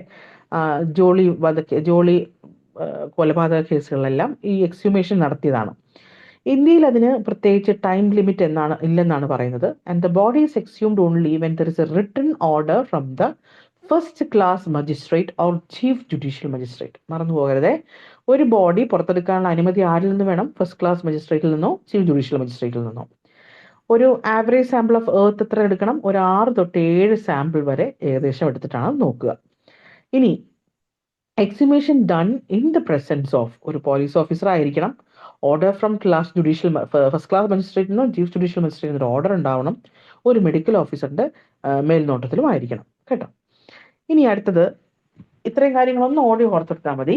അടുത്തത് നമ്മൾ പോസ്റ്റ്മോർട്ടം ചേഞ്ചസിനെ പറയാണ്. ഇതിനെ 3 ആയിട്ട് നമുക്ക് തിരിക്കാം. ഒന്ന് ഇമ്മീഡിയറ്റ്, അടുത്തത് ഏർലി, മൂന്നാമത് late. Which one comes under immediate, which one comes under early എന്നവർക്ക് ചോദിക്കാം. ഓക്കെ, ഇമ്മീഡിയറ്റ് എന്ന് പറഞ്ഞാൽ നമ്മൾ ആദ്യം കാണുന്ന കാര്യം, അതായത് loss of voluntary power, cessation of circulation, respiration. നമ്മൾ കാറ്റ് പോയി എന്നൊക്കെ പറയുന്ന പോലെ അല്ലേ, പെട്ടെന്ന് സർക്കുലേഷൻ നിന്നു, റെസ്പിറേഷൻ നിന്നു, വോളണ്ടറി പവർ നിന്നു, അതാണ് ഇമ്മീഡിയറ്റ്. ഇനി ഏർലി എന്ന് പറയുന്നതോ, ഏർലി ചേഞ്ചസിൽ ചോദിച്ചുള്ളൊരു ക്വസ്റ്റ്യൻ ആണ്, 2013 PSCയിലാണെന്ന് തോന്നുന്നു. കൂളിംഗ് ഓഫ് ദ ബോഡി എന്ന് പറയുന്നത് എന്താണ്, ഏതാണ് അതിൻ്റെ പേര്? അപ്പോൾ ആൽഗർ മോർട്ടിസ് ഇസ് വാട്ട് എന്നാണ് ചോദിച്ചത്. അപ്പോൾ കൂളിംഗ് ഓഫ് ദ ബോഡി. അപ്പോൾ ഈ സംഭവങ്ങൾ ഏർലിയാണ്. ഇമ്മീഡിയറ്റ് ഏതൊക്കെയാണ്? റെസ്പിറേഷൻ പോയി, സർക്കുലേഷൻ പോയി, വോളണ്ടറി പവർ പോയി. ഇനി അടുത്തത് ഏർലി എന്ന് പറയുന്നത് pallor and loss of elasticity, changes in the eye, primary flaccidity of muscles. ആദ്യം മരിച്ച ഉടനെ ഒരാളുടെ ബോഡി ഇങ്ങനെ കുഴഞ്ഞ പോലെ കിടക്കുക, that is primary flaccidity of muscles. പിന്നെ cooling of the body, postmortem lividity and rigor mortis. Cooling is algor mortis ആണ് കേട്ടോ. റിഗർ മോർട്ടിസ് എന്ന് പറഞ്ഞാൽ മസിൽസിലെ സ്റ്റിഫനിങ് വരുന്നതാണ്. ഇത് ഏർലി ചേഞ്ചസ് ആണ്. ഓക്കെ, ലേറ്റ് ചേഞ്ചസ് ആണ്. ഏർലിയും ഇമ്മീഡിയറ്റ് ആണ് കൺഫ്യൂസിങ് ആവുക, പക്ഷെ ഇപ്പം നിങ്ങൾക്ക് മനസ്സിലായി എന്ന് വിചാരിക്കുന്നു. ലേറ്റ് എന്ന് പറയുന്നത് നമ്മുടെ പ്യൂട്രിഫാക്ഷൻ, അഡിപ്പോസിയർ ഫോർമേഷൻ, മമ്മിഫിക്കേഷൻ, ഇതൊക്കെ ലേറ്റ് ചേഞ്ചസ് ആണ്. ഓക്കെ, ഇനി നമ്മൾ ഇതിനകത്ത് പറഞ്ഞല്ലോ ഏർലിയിൽ വരുന്ന ഒന്നാണ് ചേഞ്ചസ് ഇൻ ദ ഐ എന്ന് പറയുന്നത്. അതിലൊന്ന് ഓഫ് കോഴ്സ് നമ്മുടെ പ്യൂപ്പിൾസ് ഡയലേറ്റഡ് ആൻഡ് ഫിക്സഡ്, അത് തന്നെയാണ്. രണ്ടാമത്തത് loss of the corneal reflex. നമ്മൾ കോർണിയൽ റിഫ്ലെക്സ് ടെസ്റ്റ് ചെയ്യാൻ വേണ്ടിയിട്ടൊക്കെ ചെയ്യൂലേ, ആ കോർണിയൽ റിഫ്ലെക്സ് ടെസ്റ്റ് ചെയ്യുമ്പോൾ അത് നെഗറ്റീവ് ആയിരിക്കും, കോർണിയൽ ഒപ്പേസിറ്റി വരും. ഇനി ടെക്കേനോയ എന്ന് പറഞ്ഞൊരു സംഭവമുണ്ട്. അതായത് ഇപ്പോൾ ഒരാൾ മരണപ്പെട്ട് കഴിഞ്ഞിട്ട് കണ്ണ് തുറന്നു വിചാരിക്കുക, തുറന്നു കിടക്കുകയാണെങ്കിൽ ഒരു triangular zone of reddish brown discolouration on ഏത് സൈഡ് ഓഫ് ദ കോർണിയ ഒരു 3 തൊട്ട് 4 മണിക്കൂർ ഉള്ളിൽ വരും. അതായത് സെൽ ഡിബ്രിസുകളും മ്യൂക്കസും ഡസ്റ്റും എല്ലാം കൂടി ഒരു ട്രയാങ്കുലർ ഏരിയ കണ്ണിൽ ഡെവലപ്പ് ചെയ്യുന്നതാണ് ടെക്കേനോയർ എന്ന് പറയുന്നത്. ഇനി ഫ്ലാസിഡ് ഐബോൾസ് ആണെങ്കിലോ due to loss of intraocular tension, that is the first change in eye after death. Intraocular tension നഷ്ടപ്പെടുന്ന ഒരു അവസ്ഥയാണ് ഫ്ലാസിഡ് ഐബോൾസ് എന്ന് പറയുന്നത്. ഐയിലെ ആദ്യത്തെ ചേഞ്ച് ആണ് ഡെത്തിന് ശേഷം. പക്ഷെ നമ്മൾ ചെക്ക് ചെയ്ത് എന്തായിരിക്കും? Fixation and dilatation of the pupil മാത്രമായിരിക്കും. അടുത്തത് സസ്പെൻഡഡ് ആനിമേഷൻ ആണ്. എന്താണ് സസ്പെൻഡഡ് ആനിമേഷൻ എന്ന് പറഞ്ഞാൽ? Signs of life are not found but functions are interrupted for some time. നമ്മുടെ ഹാൻഡിമാൻ പറഞ്ഞിരിക്കുന്ന, ഫോറസ്റ്റിൽ പറഞ്ഞിരിക്കുന്ന അതേ സംഭവം suspended animation. However life continues and resuscitation is successful in such cases. അതായത് ന്യൂ ബോൾ ജനിച്ച ഉടനെ കുട്ടി കരഞ്ഞില്ല, അതിനുശേഷം ഡോക്ടർ തട്ടി നിർത്തിയപ്പോൾ ആള് ഉണർന്നു എന്നൊക്കെ പറഞ്ഞ് നമ്മൾ കേട്ടിട്ടുണ്ടല്ലോ. ചില ഡ്രൗണിങ് കേസസ്, അയാളെ വെള്ളമൊക്കെ നമ്മൾ പ്രസ് ചെയ്ത് സ്പിറ്റ് ചെയ്ത് കഴിഞ്ഞിട്ടുണ്ടെങ്കിൽ അയാൾ ഓണാവുന്നു. ഷോക്ക് അടിച്ച ഒരാൾ, electrocution, cholera, shock, sunstroke and insanity. ഇത് ചില യോഗ പ്രാക്ടീഷണർ 100 വർഷത്തിന് മേലുള്ള യോഗ പ്രാക്ടീഷണേഴ്സ് ഇങ്ങനെ ചെയ്യുന്നതൊക്കെ നമ്മൾ കേട്ടിട്ടുണ്ടാവും. ഇതെല്ലാം കംസ് അണ്ടർ സസ്പെൻഡഡ് ആനിമേഷൻ ആണ് കേട്ടോ. അടുത്തത് ആൽഗർ മോർട്ടിസ്. ഇതാണ് ചോദിച്ചൊരു ക്വസ്റ്റ്യൻ, ഡയറക്റ്റ് ക്വസ്റ്റ്യൻ ആയിരുന്നു. പണ്ടത്തെ PSC ക്വസ്റ്റ്യൻ പേപ്പർ കുറച്ചുകൂടെ ഡയറക്റ്റ് ക്വസ്റ്റ്യൻസ് ചോദിക്കുന്ന രീതിയാണ്. ഇപ്പോഴത്തേത് അങ്ങനെയല്ല, കുറച്ച് കൺഫ്യൂസിങ് ആണ്. അപ്പോൾ ഒരു കാര്യത്തെക്കുറിച്ച് നമുക്ക് നല്ല ഐഡിയ ഇല്ലെങ്കിൽ നമുക്ക് ആൻസർ അറ്റംപ്റ്റ് ചെയ്യാൻ പറ്റില്ല. അപ്പോൾ ആ കാര്യം നിങ്ങൾ ശ്രദ്ധിക്കുക. നിങ്ങൾ ഒരു ദിവസം PSC അനുസരിച്ചോ അല്ലെങ്കിൽ PGക്ക് വേണ്ടിയിട്ടോ പ്രിപ്പയർ ചെയ്യുമ്പോൾ ആദ്യ കാലഘട്ടത്തിൽ ഇപ്പം നമ്മൾ PM ഒരു സബ്ജക്റ്റ് എടുക്കുകയാണ്, റെസ്പിറേറ്ററി സിസ്റ്റം എടുത്തു. ആ റെസ്പിറേറ്ററി സിസ്റ്റം ആദ്യം നിങ്ങൾക്ക് പഠിക്കാൻ ചിലപ്പോൾ ഒരു 7 മണിക്കൂർ 8 മണിക്കൂറൊക്കെ ചിലപ്പോൾ എടുത്തു വരും. ചിലപ്പോൾ അതിൽ കൂടുതൽ വർക്കൗട്ട് കൊണ്ട് ചെയ്യുമ്പോഴത്തേക്ക് MCQs ഡെയിലി ചെയ്ത് നോക്കണം കേട്ടോ. MCQs ചെയ്ത് കഴിയുമ്പോൾ നിങ്ങൾക്ക് നിങ്ങളത് കുറച്ചുകൂടെ ഫാസ്റ്റ് ആയിട്ട് ചെയ്യാൻ പഠിക്കും. അപ്പോൾ MCQs ചെയ്യുന്ന രീതിക്ക് കൂടിയാണെങ്കിൽ കുറച്ച് ഫാസ്റ്റ് ആയിട്ട് ചെയ്യുമ്പോൾ നമുക്ക് ഒക്യുപ്പൈ ചെയ്യാൻ പറ്റും. പിന്നീട് നിങ്ങൾ പഠിക്കുമ്പോൾ നിങ്ങൾക്ക് ഇത്രയും സമയം വേണ്ടതാണ്. അപ്പം ആയതുകൊണ്ട് ക്വസ്റ്റ്യൻ പേപ്പേഴ്സിന് എപ്പോഴും നിങ്ങൾ ചെയ്യേണ്ടത് MCQs വർക്കൗട്ട് ചെയ്യണം. ഒരു ക്വസ്റ്റ്യൻ റിപ്പീറ്റ് ചെയ്ത് വന്നില്ലെങ്കിൽ അതേ പാറ്റേണിലെ ക്വസ്റ്റ്യൻ പേപ്പർ വന്നാൽ നമുക്ക് എളുപ്പമുണ്ടല്ലോ. അതുകൊണ്ട് ക്വസ്റ്റ്യൻസ് നിങ്ങൾ ഡെയിലി ഒരു 10-30 എണ്ണമെങ്കിലും വർക്കൗട്ട് ചെയ്ത് നോക്കണമെന്നാണ് എൻ്റെ ഒരു അഭിപ്രായം കേട്ടോ. അപ്പോൾ algor mortis, we are coming to the point. എന്താണ് algor mortis? Cooling of the body. എങ്ങനെയാണ് കൂളിംഗ് വരുന്നത്? ആദ്യം ഇപ്പോൾ ഒരാൾ 1 മണിക്ക് മരിച്ചു, 6 മണിക്കൂർ കഴിയുമ്പോഴത്തേക്കും ആദ്യത്തെ 6 മണിക്കൂർ വരെ 2.5 ഡിഗ്രി പെർ അവർ ആയിട്ടാണ് കുറയുക, അയാൾ കൂൾ ചെയ്യുക. നെക്സ്റ്റ് അവേഴ്സ് തൊട്ടത് 1.5 to 2 ഡിഗ്രി ഫാരൻഹീറ്റ് ആയിട്ടാണ് അടുത്ത അവേഴ്സിൽ ആ ടെമ്പറേച്ചർ ഡിഫറൻസ് വരിക. ട്രോപ്പിക്കൽ ക്ലൈമറ്റിലാണ് ചെറിയ ഡിഫറൻസ് ഉണ്ട്, 0.5 to 0.7 ഡിഗ്രി സെൽഷ്യസ് ഒക്കെ പറയുന്നു. Cooling is more rapid in humid atmosphere than in dry atmosphere. അത് നമുക്കറിയാവുന്ന കാര്യമാണല്ലോ അല്ലേ. അപ്പോൾ ആൽഗർ മോർട്ടിസിന്റെ കാര്യം എന്താണെന്ന് പഠിക്കരുത്, മറക്കരുത്. Cooling of the body, rate of the cooling in first 6 hours 2.5 degree ആണ്. നെക്സ്റ്റ് അവേഴ്സിൽ അത് 1.5 to 2 ഡിഗ്രി. ഇനി എന്താണ് പോസ്റ്റ്മോർട്ടം കലോറിസിറ്റി? മരിച്ചതിന് ശേഷം ശരീരത്തിന് എന്തോ ചൂട്, കലോറിസിറ്റി ചൂട് അല്ലേ. എന്താണ് അത്? Rises up to first 2 hours. Temperature കുറയേണ്ടതിന് പകരം കൂടുന്നു. എന്തായിരിക്കും കാരണം? ഒന്ന് സൺസ്ട്രോക്ക് ആവാം, സെപ്റ്റിസീമിയ ആവാം, ടെറ്റനസ് ആവാം, സ്ട്രിച്ചിനിൻ പോയ്സൺ. അപ്പം ഓൾ ദി അബവ് എക്സെപ്റ്റ് എന്ന് ചോദിച്ചാൽ എഴുതാൻ പറ്റണേ. Sunstroke, septicaemia, tetanus, strychnine poison. ഇനി postmortem hypostasis or postmortem staining അല്ലെങ്കിൽ livor mortis or cadaveric lividity. Okay, ഈ പേരുകളെല്ലാം ഇമ്പോർട്ടൻ്റ് ആണ്. നമ്മൾ ലിവർ മോർട്ടസ്, ഇപ്പൊ 3 തരം മോർട്ടസ് നമ്മൾ പഠിക്കുന്നുണ്ട്. Rigor mortis, algor mortis, livor mortis. അതിലെ ലിവർ മോർട്ടസ് ആണ് ഇപ്പൊ പഠിക്കുന്നത്. അതെന്താണ് സംഭവം? Postmortem staining. ചോദിക്കാറുള്ളതാണ്. ഇതിനെ കുറേ ക്വസ്റ്റ്യൻസ് ചോദിക്കാം, റിപ്പീറ്റഡ് ചോദിക്കാവുന്ന ഒരു ക്വസ്റ്റ്യൻ ആണ്. മാച്ച് ദ ഫോളോയിങ് ചോദിക്കാം. AIPGT ക്വസ്റ്റ്യൻസ് എല്ലാം ഇങ്ങനെ മാച്ച് ദ ഫോളോയിങ് പാറ്റേൺ പോലും കാണാറുണ്ട്. So you can be if you go through this, അങ്ങനെ ക്വസ്റ്റ്യൻ വന്നാൽ ഈസി ആയിരിക്കും. Bluish purple or purplish red colouration which appear under skin of the dependent parts of the body after deathനെയാണ് നമ്മൾ എന്തെന്ന് വിളിക്കുന്നത്? Liver മോർട്ടസ്. ഒരു തരം ഒരു നീലിച്ച കളർ, നമ്മൾ ഈ ഒരു അടി പോലെയൊക്കെ കിട്ടിയാലൊക്കെ വരുന്നൊരു നീലിച്ച കളറില്ലേ, അതുപോലത്തെ ഒരു കളർ. അതാണെന്നല്ല, അതും ഇതിനും തമ്മിൽ വ്യത്യാസമുണ്ട്. കൺഡ്യൂഷൻ ഇതിനും തമ്മിൽ വ്യത്യാസമുണ്ട്. എന്തുകൊണ്ടാണ് ഇത് വരുന്നത്? Due to capillary venous distension. ഇനി ഇതിന്റെ കളർ എങ്ങനെ നമ്മൾ ഡിറ്റർമൈൻ ചെയ്തത്? Intensity of the colour depends upon the reduced haemoglobin in the blood. Reduced haemoglobin എത്ര ബ്ലഡിലുണ്ടോ അതിനെ ആശ്രയിച്ച് കളർ വേരിയേഷൻ വരാം. ഒരു 4 hours കഴിയുമ്പോഴേക്കും that will be within 4 hours. ചിലര് പറയാറില്ല, മരിച്ചതിന് ശേഷം ആളുടെ മുഖം അല്ലെങ്കിൽ ബോഡി, ശരീരം എന്തുമാത്രം നീലിച്ച് കിടന്നു എന്നൊക്കെ പറയാറുണ്ട് അല്ലേ. പക്ഷെ യഥാർത്ഥത്തിൽ ഇതൊരു നോർമൽ പത്തോളജിക്കൽ ഫൈൻഡിങ് പോലെയാണ് അല്ലേ. Well developed within 4 hours and A maximum between 6 to 12 hours. മറന്നു പോകരുത്. നമ്മൾ കൂളിംഗ് പറഞ്ഞത് ഒരു ഫസ്റ്റ് 2 hours കേസിൽ തൊട്ട് തുടങ്ങും അല്ലേ. അതിനുള്ളിൽ കൂളിംഗ് നടന്നിരിക്കുമെന്ന് പറഞ്ഞു. ഇതേ ഈ postmortem lividity within 4 hours and a maximum between 6 to 12 hours. More marked in asphyxia and is less marked in wasting disease, hemorrhage, anemia. Blood ഇല്ല, അതുകൊണ്ട് അവർക്ക് സ്വാഭാവികമായും ഇത് റെഡ്യൂസ് ഹീമോഗ്ലോബിന്റെ പ്രശ്നം കൊണ്ടാണല്ലോ ഇതില്ല. അതേസമയം ആസ്ഫിക്സിയ കേസിൽ റെഡ്യൂസ് ഹീമോഗ്ലോബിൻ കൂടുതലാണ്, അതുകൊണ്ട് അത് മാർക്ഡ് ആയിട്ട് കാണാൻ പറ്റും. ഇനി postmortem staining can occur in some cases before death. കോളറയുടെ കേസിലൊക്കെ ആണെങ്കിൽ ഈ ഡിസ്ക്ലോറേഷൻ നേരത്തെ ഡെവലപ്പ് ചെയ്യും. Location of the lividity indicate position of the body during PM interval. അപ്പം ചില ബോഡി സ്ഥലം മാറ്റിയിട്ടു, കുറച്ച് മാറ്റിയിട്ടു എന്നൊക്കെ പറയുമ്പോൾ ഐഡന്റിഫൈ ചെയ്യാൻ വേണ്ടിയിട്ട് ഈ ലൊക്കേഷൻ അനുസരിച്ച് കണ്ടുപിടിക്കാൻ പറ്റും. അടുത്തത് ബ്ലഡ് ക്ലോട്ട് ചെയ്യുന്നത്. നമ്മൾ മരിച്ചൊരു 1/2 മണിക്കൂർ കഴിയുമ്പോൾ ബ്ലഡ് ക്ലോട്ട് ചെയ്യും അല്ലെ.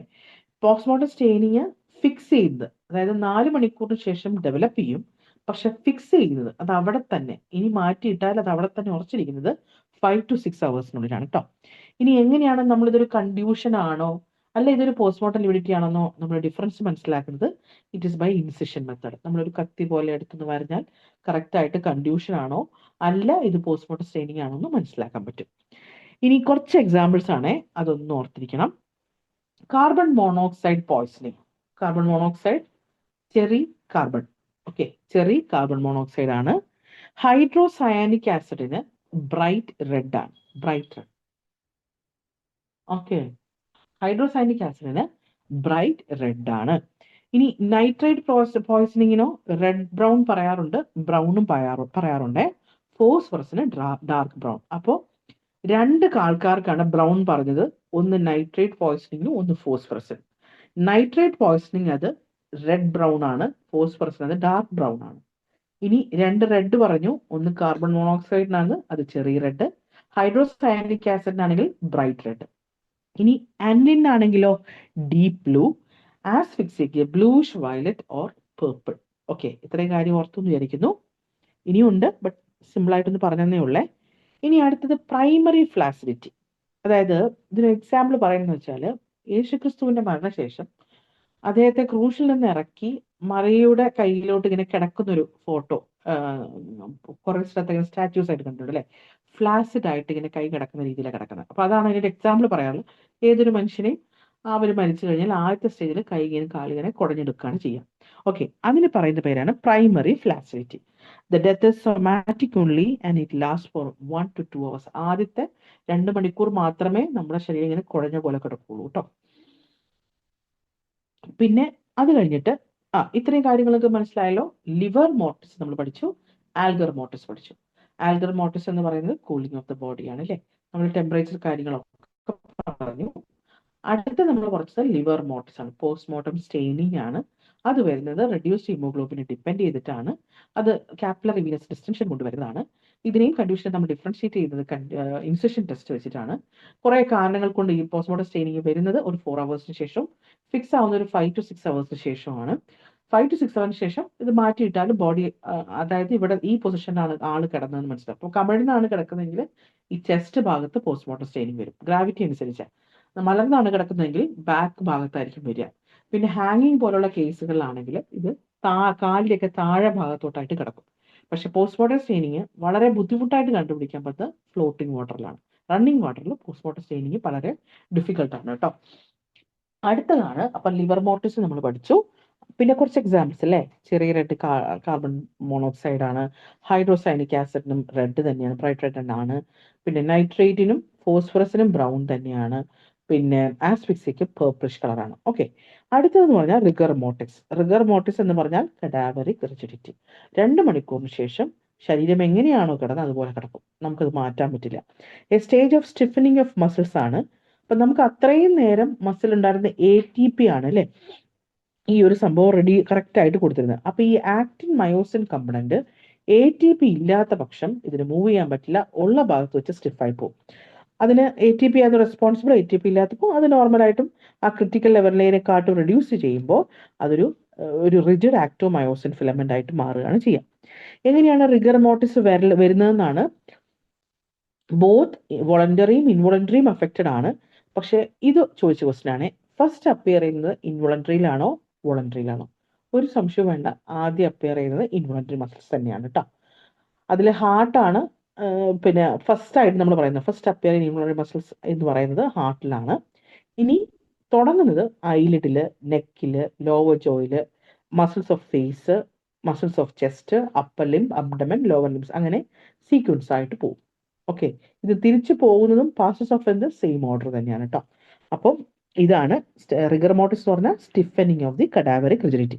ATPയുടെ ഡെഫിഷ്യൻസി കൊണ്ട് ആക്ടോമയോസിൻ കോംപ്ലക്സ് ഉണ്ടാകുന്നതാണ് സംഭവം.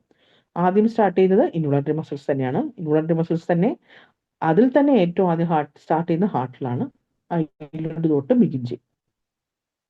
ഇനി ഈ റിഗർ മോട്ടിസ് പിന്നെ of arrector pili muscles may cause roughness of the skin.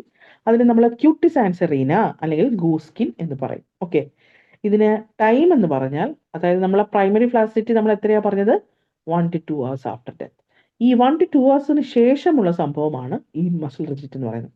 അപ്പൊ ബോഡി സ്റ്റിഫ് ആയിട്ടിരിക്കും. ഓക്കെ, ഇതിന്റെ ഡ്യൂറേഷൻ ഒരു 24 to 48 hours in winter, 18 to 36 in summer. അതില് ആദ്യത്തെ ഈ റിഗർ മോട്ടിസ് വളരെ ഏർലി ആൻഡ് ഷോർട്ട് ആയിട്ടുള്ള കുറച്ച് കേസസ് ഉണ്ട്. അതായത് കട്ട് ത്രോട്ട് ഇഞ്ചുറി, ഫയർ ആം, കോളറ, ടൈഫോയിഡ്, TB, ക്യാൻസർ. ഇത് വളരെ ഷോർട്ട് ആയിരിക്കും. കുറെ പ്രൊലോങ്ഡ് ആയിരിക്കും സ്ട്രിച്ചിങ് ആൻഡ് സ്പൈനൽ പോയ്സൺ. കാരണം അവർക്ക് ഈ കണ്ടീഷൻസ് ന്യൂറോളജിക്കൽ കംപ്ലൈന്റ് ആയതുകൊണ്ട് കുറച്ച് ലാസ്റ്റ് ചെയ്യും. ഡിലേഡ് ആയിട്ട് ഡെവലപ്പ് ചെയ്യാം in case of asphyxia, haemorrhage, apoplexy, paralysis ഒക്കെ ഡിലേഡ് ആണ്. അപ്പൊ ക്യൂട്ടിസ് ആൻസറിൽ എന്താണ് പറയുന്നത്? It causes the rigor of erector pili muscles of the skin.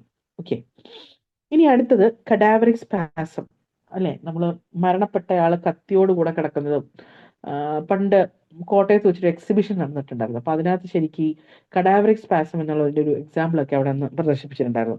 The muscles contracted during life become stiff and rigid immediately after death without passing into stage of primary. ഈ primary flaccidity നടക്കാതെ ഒറ്റയടിക്ക് സ്റ്റിഫനിങ്ങിലോട്ട് പോകും. ചിലപ്പോൾ ഒരു ഭാഗം മാത്രമേ ഉള്ളായിരിക്കും.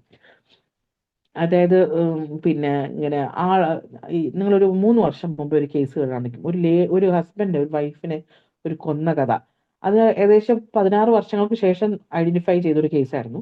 അപ്പൊ അതിനകത്ത് എങ്ങനെയാന്ന് വെച്ചാൽ ആളെ എങ്ങനെ ഐഡന്റിഫൈ എന്ന് വെച്ചാൽ അയാളുടെ മുടി ഇവരുടെ കൈക്കകത്തുണ്ടായിരുന്നു. അതിങ്ങനെ അന്വേഷിച്ച് കുറെ കാലം പോലീസ് നടന്നു. അവസാനമാണ് ഈ ഹെയർ സാമ്പിൾ വെച്ചിട്ട് ഇന്നയാളെന്നുള്ള DNA വെച്ച് ഐഡന്റിഫൈ ചെയ്തത്. അപ്പോൾ ആ സമയത്ത് ഡെത്ത് വരുമ്പോൾ അവരുടെ കയ്യിൽ അവസാന ആക്ട് അധികം കയ്യിലായിരിക്കും ഉണ്ടാകുക, നിർബന്ധമില്ല, whatever. Muscles contracted during life become stiff and rigid immediately after death without passing to a stage of prime relaxation. Sudden death വരിക, excitement, fear, pain, exhaustion, asphyxia കൊണ്ടുവരിക. അത് അധികം ഒരു സിംഗിൾ ഗ്രൂപ്പ് ഓഫ് മസിൽസിനെ ആയിരിക്കും ഈ കഡാവറിക് സ്പാസം അഫക്റ്റ് ചെയ്യുക. ഇനി പ്യൂട്രിഫാക്ഷൻ. അപ്പൊ ഇത്രയും കാര്യം ക്ലിയർ ആണോ? അപ്പൊ നമ്മൾ എന്ത് പഠിച്ചു? ഏർലി ചേഞ്ചസ് പഠിച്ചു, ഇമ്മീഡിയറ്റ് ചേഞ്ചസും പഠിച്ചു. ഇമ്മീഡിയറ്റ് ചേഞ്ചസിലാണ് നമ്മൾ റെസ്പിറേഷൻ, സർക്കുലേഷൻ, വോളണ്ടറി മസിൽസ് ഒക്കെ പറഞ്ഞത്. ഏർലി ചേഞ്ചസിലാണ് നമ്മുടെ ചേഞ്ചസ് ഓഫ് ദ ഐ, ഈ റിഗർ മോട്ടിസ്, ലിവർ മോട്ടിസ്, അതുപോലെ ആൽഗർ മോട്ടിസ് ഒക്കെ പറയുന്നത് ഈ ഏർലി ചേഞ്ചസ് ആയിട്ടാണ്. ആൻഡ് ലേറ്റ് ചേഞ്ചസിലാണ് നമ്മൾ പ്യൂട്രിഫാക്ഷൻ, അഡിപ്പോസിയർ ഫോർമേഷൻ, മമ്മിഫിക്കേഷൻ. അതിൽ ആദ്യത്തെയാണ് ഈ പ്യൂട്രിഫാക്ഷൻ. എന്താണ് ഫൈനൽ സ്റ്റേജ്? പ്യൂട്രിഫാക്ഷൻ ഒരു ബോഡി അഴുകി എന്ന് പറഞ്ഞാൽ അതൊരു കൺഫർമേറ്ററി സൈൻ ഓഫ് ഡെത്ത് ആണ്, അല്ലേ? By action of enzymes, mostly anaerobic organism derived from the bowel, and it is delayed after death due to poisoning by carbolic acid, zinc chloride, strychnine and arsenic. എന്താണ് colour വരുന്നത്, changes വരുന്നത്? Greenish discoloration of skin over cecum into right iliac fossa, that is the first external sign of putrefaction in a body lying in normal air. ആ colour appear ചെയ്യുന്നത് ഒരു 12 തൊട്ട് 18 മണിക്കൂർ, മറിച്ച് ഏകദേശം 12 മണിക്കൂർ കഴിയുമ്പോഴേ ഡെവലപ്പ് ചെയ്യുള്ളൂ. 1 to 2 days in വിന്ററിലാണെങ്കിൽ കുറച്ചുകൂടെ ഡിലേഡ് ആണ്. മാർബിളിംഗ് ഓഫ് സ്കിൻ കാണാൻ പറ്റും, അതായത് superficial veins of thigh, abdominal wall, shoulders, chest, neck are stain greenish black. Staining of vein with sulphaemoglobin it occurs 24 to 36 hours. അപ്പോൾ പ്യൂട്രിഫാക്ഷൻ എന്ന് പറഞ്ഞാൽ body അഴുകുക എന്ന് തന്നെയാണ് 12 മണിക്കൂറിന് ശേഷം. അടുത്തത് collection of gases in the tissues ആണ്. ഗ്യാസ് കളക്ട് ഇൻ ഇൻറ്റസ്റ്റൈൻ ഏകദേശം 6 തൊട്ട് 12 hours ഇൻ സമ്മർ ആണ്. ടിഷ്യൂസിലാണെങ്കിൽ cavities and hollow viscera 18 to 36 hours. പിന്നെ liquefaction of tissues, colliquative putrefaction begins from 5 to 10 days or more after. അപ്പൊ liquefaction of ടിഷ്യൂസിൽ colliquative putrefaction ആണെങ്കിൽ അത് 5 തൊട്ട് 10 ദിവസത്തിന് ശേഷമാണ് കേട്ടോ. ഇനി എന്താണ് സ്കെലറ്റനൈസേഷൻ? നമ്മൾ സ്കെലറ്റനൈസേഷൻ എന്ന് പറയുന്നതിനകത്ത് ചോദിക്കുന്ന ഒരു ക്വസ്റ്റ്യൻ എന്താണ്? Uncoffined buried body is reduced to a skeleton within a year. നമ്മളൊരു ബോഡി, അത് ബോഡി കഫീനിലൊന്നും അടക്കിയിട്ടില്ല, ഒരു ശവപ്പെട്ടിക്കകത്തൊന്നും അടക്കിയിട്ടില്ലെങ്കിൽ 1 വർഷം കൊണ്ട് അതൊരു സ്കെലറ്റൻ ആവും. ഓക്കെ. ഇനി ഡീക്കേയിങ് ഓഫ് ബോൺ ഒക്കേഴ്സ് എപ്പോഴൊക്കെയാണ്? 3 to 10 yearsനുള്ളിൽ ബോണും കൂടെ നശിക്കപ്പെടും. Putrefaction changes occurs in the following order, അതായത് larynx and trachea, stomach, intestine. മെയിൽസിന്റെ കേസിൽ പ്രോസ്റ്റേറ്റും ഫീമെയിൽസിന്റെ കേസിൽ യൂട്രസുമാണ്. സ്കിൻ മസിൽ ടിഷ്യൂ ടെൻഡനൊക്കെ ഉണ്ട്, ബോണൊക്കെ ഉണ്ട്, എങ്കിലും അവസാനമായിട്ട് ഡീഗ്രേഡ് ചെയ്തു പോകുന്ന ഓർഗൻ ഒന്ന് ഓർത്തിരിക്കണേ. അടുത്തത് പ്യൂട്രിഫാക്ഷനിൽ bubbles appear the organ has a honeycombed foamy appearance. പ്യൂട്രിഫാക്ഷന്റെ സമയത്താണ് ഈ ഹണി കോംഡ് ഫോമി അപ്പിയറൻസ് കാണുന്നത്. പിന്നെ നമ്മൾ നേരത്തെ പറഞ്ഞല്ലോ, prostate and virgin uterus resist putrefaction for a long time. ഇനി പ്യൂട്രിഫാക്ഷൻ എന്ന് പറയുന്നത് one of the surest sign of death ആണ്. ഇനി നിങ്ങൾ കേട്ടിട്ടില്ലേ, മരിച്ചു കഴിഞ്ഞാൽ ശരീരം പുഴുവരിക്കും എന്നൊക്കെ നമ്മൾ പറയുന്നുണ്ട് അല്ലേ? ആ ഒരു സ്റ്റഡിയെ പറയുന്നതാണ് entomology of cadaver, study of the insects and maggots. അത് വെച്ചിട്ട് കുറെ ഫൈൻഡിങ്സും കൂടെ ഉണ്ട്, അതുകൊണ്ടാണ് അതിനെ സ്റ്റഡി ചെയ്യുന്നത് എൻറ്റമോളജി ഓഫ് കഡാവർ. ഇനി maggots in a body do not appear before 48 hours. യാതൊരു കാരണവശാലും മരിച്ച് 48 മണിക്കൂർ കഴിയാതെ മാഗറ്റ്സ് വരാൻ സാധ്യതയില്ല. ഇനി അഡിപ്പോസിയർ ഫോർമേഷൻ. അഡിപ്പോസിയർ ഫോർമേഷൻ എന്ന് പറഞ്ഞാൽ hydrogenation and hydrolysis of the pre-existing lower fatty acid into saturated higher fatty acid. നമ്മൾ ഒരുതരം സോപ്പ് ഫോർമേഷൻ പോലെയാണ് കേട്ടോ. ഒരു ലോവർ ഫാറ്റി ആസിഡ് ഒരു സാച്ചുറേറ്റഡ് ആയിട്ടുള്ള ഹയർ ഫാറ്റി ആസിഡ് പോകുന്നു. എന്താണ് ആ പ്രോസസ്സിന്റെ പേരെന്ന് അറിയാമോ? Hydrogenation and hydrolysis. അതിന് കാരണക്കാരൻ ചോദിക്കാം, ക്ലോസ്ട്രീഡിയം വെൽച്ചിയാണ്. Okay. And an enzyme called as lecithinase, and along with the intrinsic lipases is responsible for hydrogenation. Adipose formation എന്ന് പറയുമ്പോൾ മറന്നു പോകരുത് ഹൈഡ്രോജനേഷൻ എന്ന ടേം. അതേപോലെ മറന്നു പോകരുത് ലോവർ ഫാറ്റി ആസിഡ് സാച്ചുറേറ്റഡ്, അതേപോലെ മറന്നു പോകരുത് Clostridium വെൽച്ചി which had enzyme of lecithinase. ഇത് ഏകദേശം 3 തൊട്ട് 15 ദിവസത്തിനുള്ളിൽ തന്നെയാണ്, ഏകദേശം 6 months ആകുമ്പോൾ ഡെവലപ്പ് ചെയ്ത് പറയുന്നു. ചില ടെമ്പറേറ്റ് കൺട്രീസിൽ ഇത് 3 weeks വരെ പോയേക്കും. ഓക്കെ. അഡിപ്പോസ് ഫോർമേഷൻ എന്ന് പറഞ്ഞാൽ ഷുവറസ്റ്റ് സൈൻ ഓഫ് ഡെത്ത്. നമ്മൾ പറഞ്ഞു ഏകദേശം 48 മണിക്കൂറിനടുത്ത് കാര്യമുണ്ട് അല്ലേ? അപ്പൊ ടൈം സിൻസ് ഡെത്ത് പറയാൻ പറ്റും. Death from nature of the injuries present on the body ഒക്കെ നമുക്ക് ഡിറ്റക്ട് ചെയ്യാൻ പറ്റും. ഓക്കെ, അടുത്തത് മമ്മിഫിക്കേഷൻ ആണ്. മമ്മിഫിക്കേഷൻ എന്ന് പറഞ്ഞ process desiccation and dehydration of the soft parts of the body. Body become dried, shriveled, retains the natural body features and appearance. It first starts on exposed body parts of face, hands, feet and then to all organs. ഇവിടെ എങ്ങനെയാണ് mummify ചെയ്യാന്ന് അറിയാമല്ലോ? Moisture പാടില്ല, continuous ആയിട്ടുള്ള dry warm air ഉണ്ടാകണം. അങ്ങനെയാണെങ്കിലേ mummification process നടക്കുള്ളൂ. അത് ഏകദേശം 3 തൊട്ട്. അപ്പൊ അയാളുടെ ബോഡി ഫീച്ചേഴ്സ് ഒക്കെ അതേപോലെ തന്നെ ഇരിക്കും. Okay, 3 to 6 months. മമ്മിഫിക്കേഷൻ ഇതുപോലെ തന്നെ ഷുവറസ്റ്റ് സൈൻ ഓഫ് ഡെത്ത് ആണ്. ടൈം സിൻസ് ഡെത്ത് പറ്റും. Identification of the body after death. അപ്പൊ 3 കാര്യങ്ങളാണ് നമ്മൾ പറഞ്ഞത്: പ്യൂട്രിഫിക്കേഷൻ, മമ്മിഫിക്കേഷൻ, അതുപോലെ സ്കെലറ്റനൈസേഷൻ നമ്മൾ പറഞ്ഞു അല്ലേ, ആൻഡ് അഡിപ്പോസിയർ ഫോർമേഷൻ. അടുത്തത് നമ്മൾ എംബാമിങ്ങിനാണ്. ചോദിച്ചിട്ടില്ല എങ്കിലും നിങ്ങൾ ഓർത്തിരിക്കണേ, എംബാമിങ് എന്ന് പറയുന്നത് പുട്രിഫാക്ഷൻ തടയാൻ വേണ്ടിയിട്ടുള്ള കാര്യമാണ്. അതിനുവേണ്ടി ഫോർമാലിഡിഹൈഡ് ഒരു 60%, മെത്തനോൾ 25%, ലിക്വിഡ് ഫെയിനോൾ 10%. ഒരു ഏകദേശം 70 കിലോ ഭാരമുള്ള ആൾക്ക് ഇതിന്റെ ഫ്ലൂയിഡ് ഒരു 10 ലിറ്റർ വേണം. And it should be done within 6 hours of death. മരിച്ച 6 മണിക്കൂറിനുള്ളിൽ എംബാമിങ് ചെയ്യണം. ഓക്കെ, അപ്പൊ ദാറ്റ്സ് ഓൾ അബൌട്ട്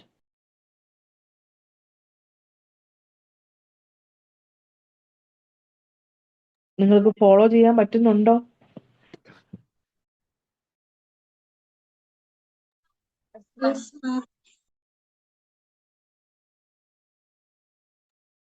എടുക്കുവാണേ. എന്തെങ്കിലും ഡൗട്ട്സ് കാര്യങ്ങളുണ്ടോ? നമുക്ക് സുച്ചാരെ നമുക്ക് ടോക്സിക്കോളജിയിലോട്ട് കടക്കാനാണോ? എന്താണ് ചെയ്യേണ്ടത്?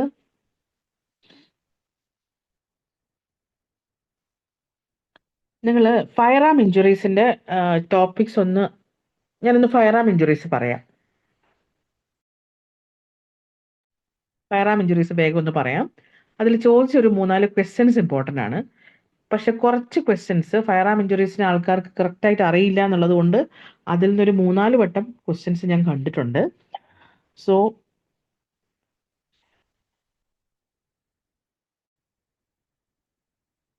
അപ്പോൾ ഫയർ ആം ഇഞ്ചുറീസ് ഒന്ന് വായിച്ചു നോക്കിയേക്കണം. സോറി കേട്ടോ, വായിച്ചു നോക്കണം. അതിൽ കുറച്ച് കാര്യങ്ങൾ സ്കിപ്പ് ചെയ്ത് പോകാതെ നോക്കുക. പലതരം ബുള്ളറ്റുകളുടെ കാര്യങ്ങളൊക്കെ ചോദിച്ചിട്ടുള്ളത്. ഒരു ക്വസ്റ്റ്യൻ വരുന്നതിൽ ഇത്രയും ക്വസ്റ്റ്യൻസ് ഉണ്ട്. PGയുടെ ക്വസ്റ്റ്യൻ പേപ്പറിൽ നോക്കിയാലും നിങ്ങൾക്ക് കാണാം, പണ്ടത്തെ ക്വസ്റ്റ്യൻ പേപ്പേഴ്സിലും കാണാം. സോ ഫയർ ആം ഇഞ്ചുറീസിന് വേണ്ട പ്രാധാന്യത്തോടു കൂടെ തന്നെ കാണണം കേട്ടോ.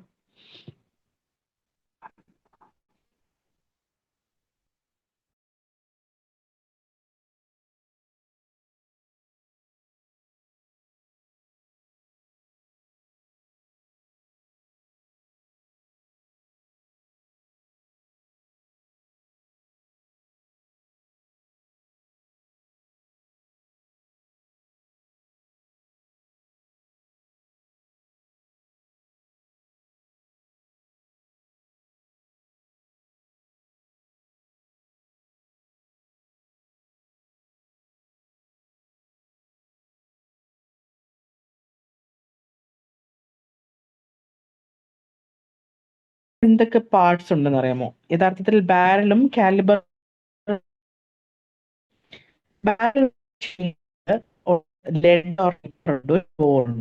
പിന്നെ അടുത്തൊരു കാലിബർ ഉണ്ട് അതിനകത്തെ. ഓക്കെ, ഇനി ടൈപ്പ് ഓഫ് ബാലിസ്റ്റിക്സ് പറയുമ്പോൾ നമുക്ക് ഇന്റേണൽ, എക്സ്റ്റേണൽ, ടെർമിനൽ അങ്ങനെയായിട്ട് തിരിക്കാം. എന്തൊക്കെയാണ് ഇന്റേണൽ, എക്സ്റ്റേണൽ, ടെർമിനൽ? ഇന്റേണൽ എന്ന് പറഞ്ഞാൽ പ്രോക്സിമൽ ആണ്, അതായത് study of firearms and projectiles. External എന്ന് പറഞ്ഞാൽ ഇന്റർമീഡിയറ്റ് എന്ന് പറയാം, study of the motion of the projectiles after it leaves the gun barrel till the time it hits the target. Terminal എന്ന് പറഞ്ഞാൽ study of the behaviour of missiles once they penetrate their targets. Okay, അടുത്തത് ഈ 3 സെക്ഷനായിട്ട് പഠിക്കുന്ന type of ballistics: internal, external, terminal. ഇനി wound ballistics എന്ന് പറഞ്ഞിട്ടുണ്ടെങ്കിൽ study of the effects of ballistics on living tissue. അതാണ് വൂണ്ട് ബാലിസ്റ്റിക്സ് എന്ന് പറയുന്നത്. ഇനി ഇതിന്റെ കമ്പോണൻസ് എന്ന് പറഞ്ഞാൽ ഫയർ ആം ഉണ്ട്. ആ ഫയർ ആമിനെ ഒരു metal barrel in the form of a hollow cylinder of varying length which is close at the back called as the breech end and open in the front. നമ്മളെ തോക്കിന്റെ ഒരറ്റം closed ആയ എൻഡിനെ നമ്മൾ പറയുന്ന പേരാണ് ബ്രീച്ച് എൻഡ്. നമ്മൾ towards അത് യൂസ് ചെയ്യുന്ന സൈഡിൽ ബ്രീച്ച് എൻഡ്. ഓപ്പൺ എൻഡിനെ നമ്മൾ മസിൽ എന്നാണ് പറയുക. The chamber at breech end is to accommodate a cartridge. ഒരു കാറ്ററിഡ്ജിനെ അക്കോമഡേറ്റ് ചെയ്യാനുള്ള കഴിവ് ഈ ബ്രീച്ച് എൻഡിനുണ്ട്. And the taper call the lead in rifled arm and connects the chamber to the bore. ഈ ചേംബറിനെ ബോറുമായിട്ട് കണക്ട് ചെയ്യുന്ന ആ ഏരിയ എന്നാണ് പറയുക. ഇനി bore lines between the taper and the muzzles. ഓരോ സെക്ഷൻ പോലത്തെ ഏരിയകളാണ്. അപ്പോൾ ആദ്യം ഒരു ബ്രീച്ച് എൻഡും ഒരു മസിൽ എൻഡും ഉണ്ട്. ഈ ചേംബർ ബ്രീച്ചിന്റെ സൈഡിലെ ചേംബർ ഏരിയയിലാണ് കാറ്ററിഡ്ജ് ഉള്ളത്. ഓക്കെ, ഈ ചേംബറും ബോറുമായിട്ട് കണക്ട് ചെയ്യുന്ന ഏരിയ നമ്മൾ ടേപ്പർ എന്ന് പറയും.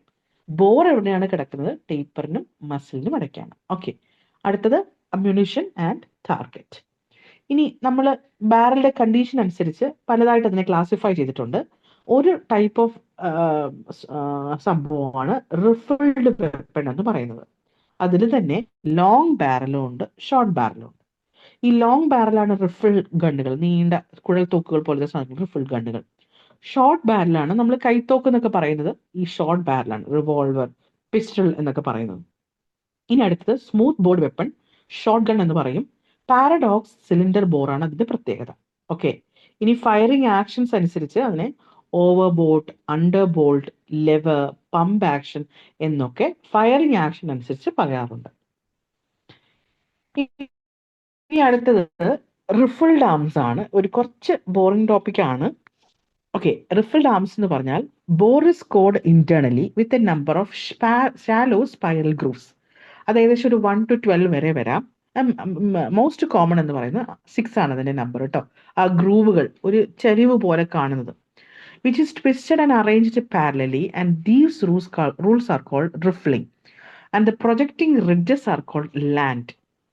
ഇപ്പോൾ ആ പ്രൊജക്റ്റ് ചെയ്തിരിക്കുന്ന റിഫ്ലക്ഷനെ നമ്മൾ പറയില്ലേ, താഴ്വാരം ഹില്ലി ഏരിയ എന്ന് പറയുന്ന പോലെ, ആ കുഴി പോലുള്ള കട്ടിങ്ങിനെ ഗ്രൂവ് എന്നും അതിന്റെ മുകളിലുള്ള വര പോലുള്ള സാധനത്തിനെ നമ്മൾ സ്ക്രൂ ഒക്കെ തിരിക്കുമ്പോൾ ആലോചിച്ചാൽ മതി, അതിനൊരു ഷാലോ ആയിട്ടുള്ള ഒരു ഏരിയ ഉണ്ടല്ലോ, അതിന് നമ്മൾ ഗ്രൂവ് എന്നും പ്രൊജക്റ്റ് ചെയ്യുന്ന ഏരിയനെ ലാൻഡ് എന്നുമാണ് പറയുന്നത്.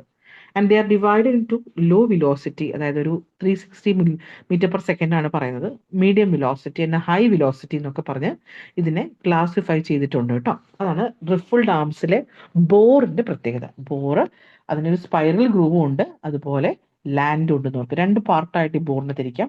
They have A groove and they have A land. Land എന്ന് പറയുന്നത് കുറച്ചിങ്ങനെ കൂർത്ത ഭാഗം ഉണ്ടല്ലോ, കട്ടിയായിട്ടുള്ള കൂർത്ത ഭാഗം, അതിനെയാണ് പറയുന്നത്.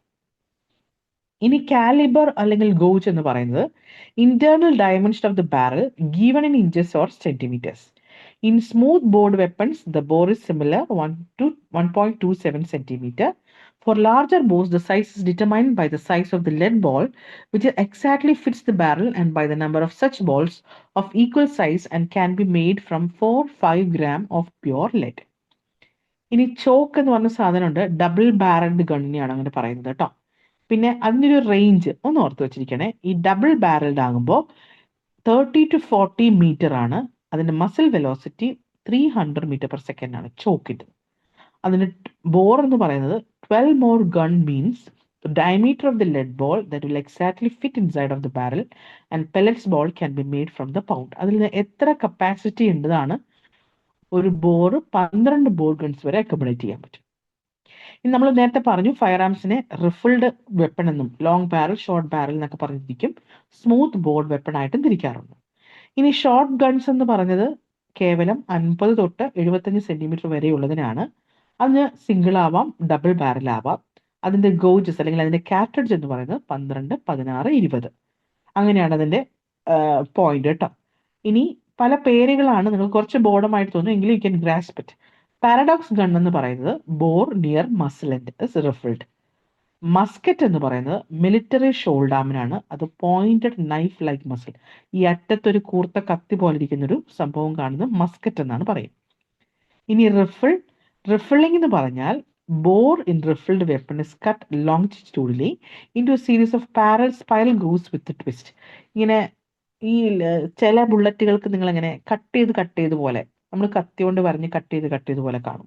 അതിന് പറയുന്ന പേര് റിഫിൽഡ് എന്നാണ് കേട്ടോ, റിഫില്ലിംഗ്. അത് മിസൈലിന് ഒരു സ്പിന്ന് കിട്ടാൻ വേണ്ടി, വളരെ പവർ ജനറേറ്റ് ചെയ്യാൻ വേണ്ടി, നല്ല അതുകൊണ്ട് അത് സാധാരണ സ്മൂത്തിനേക്കാളും ഈ ബോറിങ്ങിന് കുറച്ചുകൂടെ എഫക്റ്റ് കൂടുതലാണ്. പിന്നെ ഈ റേസ്ഡ് പോർഷന് ഇടയ്ക്കില് ഈ രണ്ട് ഗ്രൂവ് കത്തി കൊണ്ട് വെട്ടിയ പോലെയുള്ള ആ ഭാഗത്തെ നമ്മൾ ഗ്രൂവ് എന്ന് പറയുന്നു.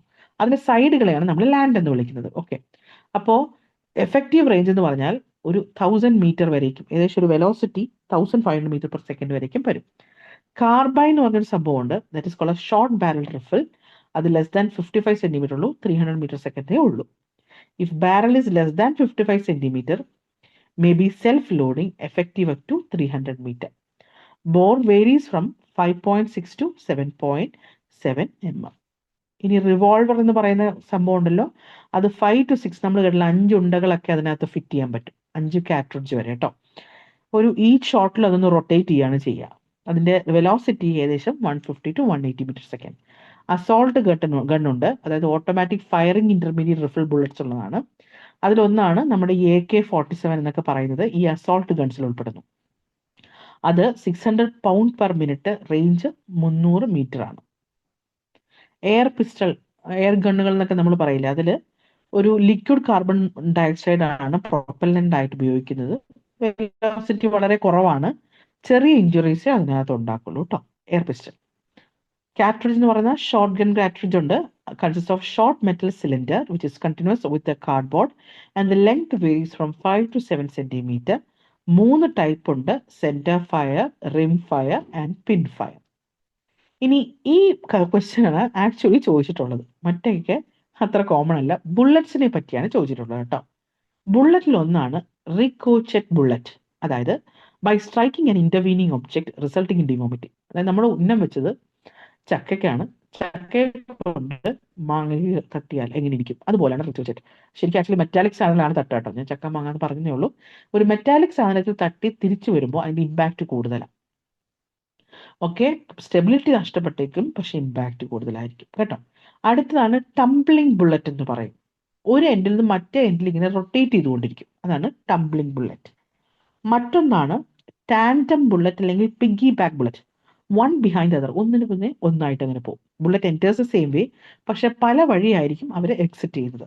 ഓക്കെ, മറ്റൊന്നാണ് സൊവനിയർ ബുള്ളറ്റ്. ഇത് ചോദിച്ചുള്ളൊരു ക്വസ്റ്റ്യൻ ആണ്, പക്ഷെ ആൻസർ കീ കൊടുത്തിരിക്കുന്നവർ തെറ്റായിരുന്നു. സൊവനിയർ ബുള്ളറ്റ് എന്ന് പറഞ്ഞാൽ ഒരാളുടെ ബോഡിയിൽ ഈ ബുള്ളറ്റ് കുറെ കാലത്തേക്ക് കിടക്കുന്നു.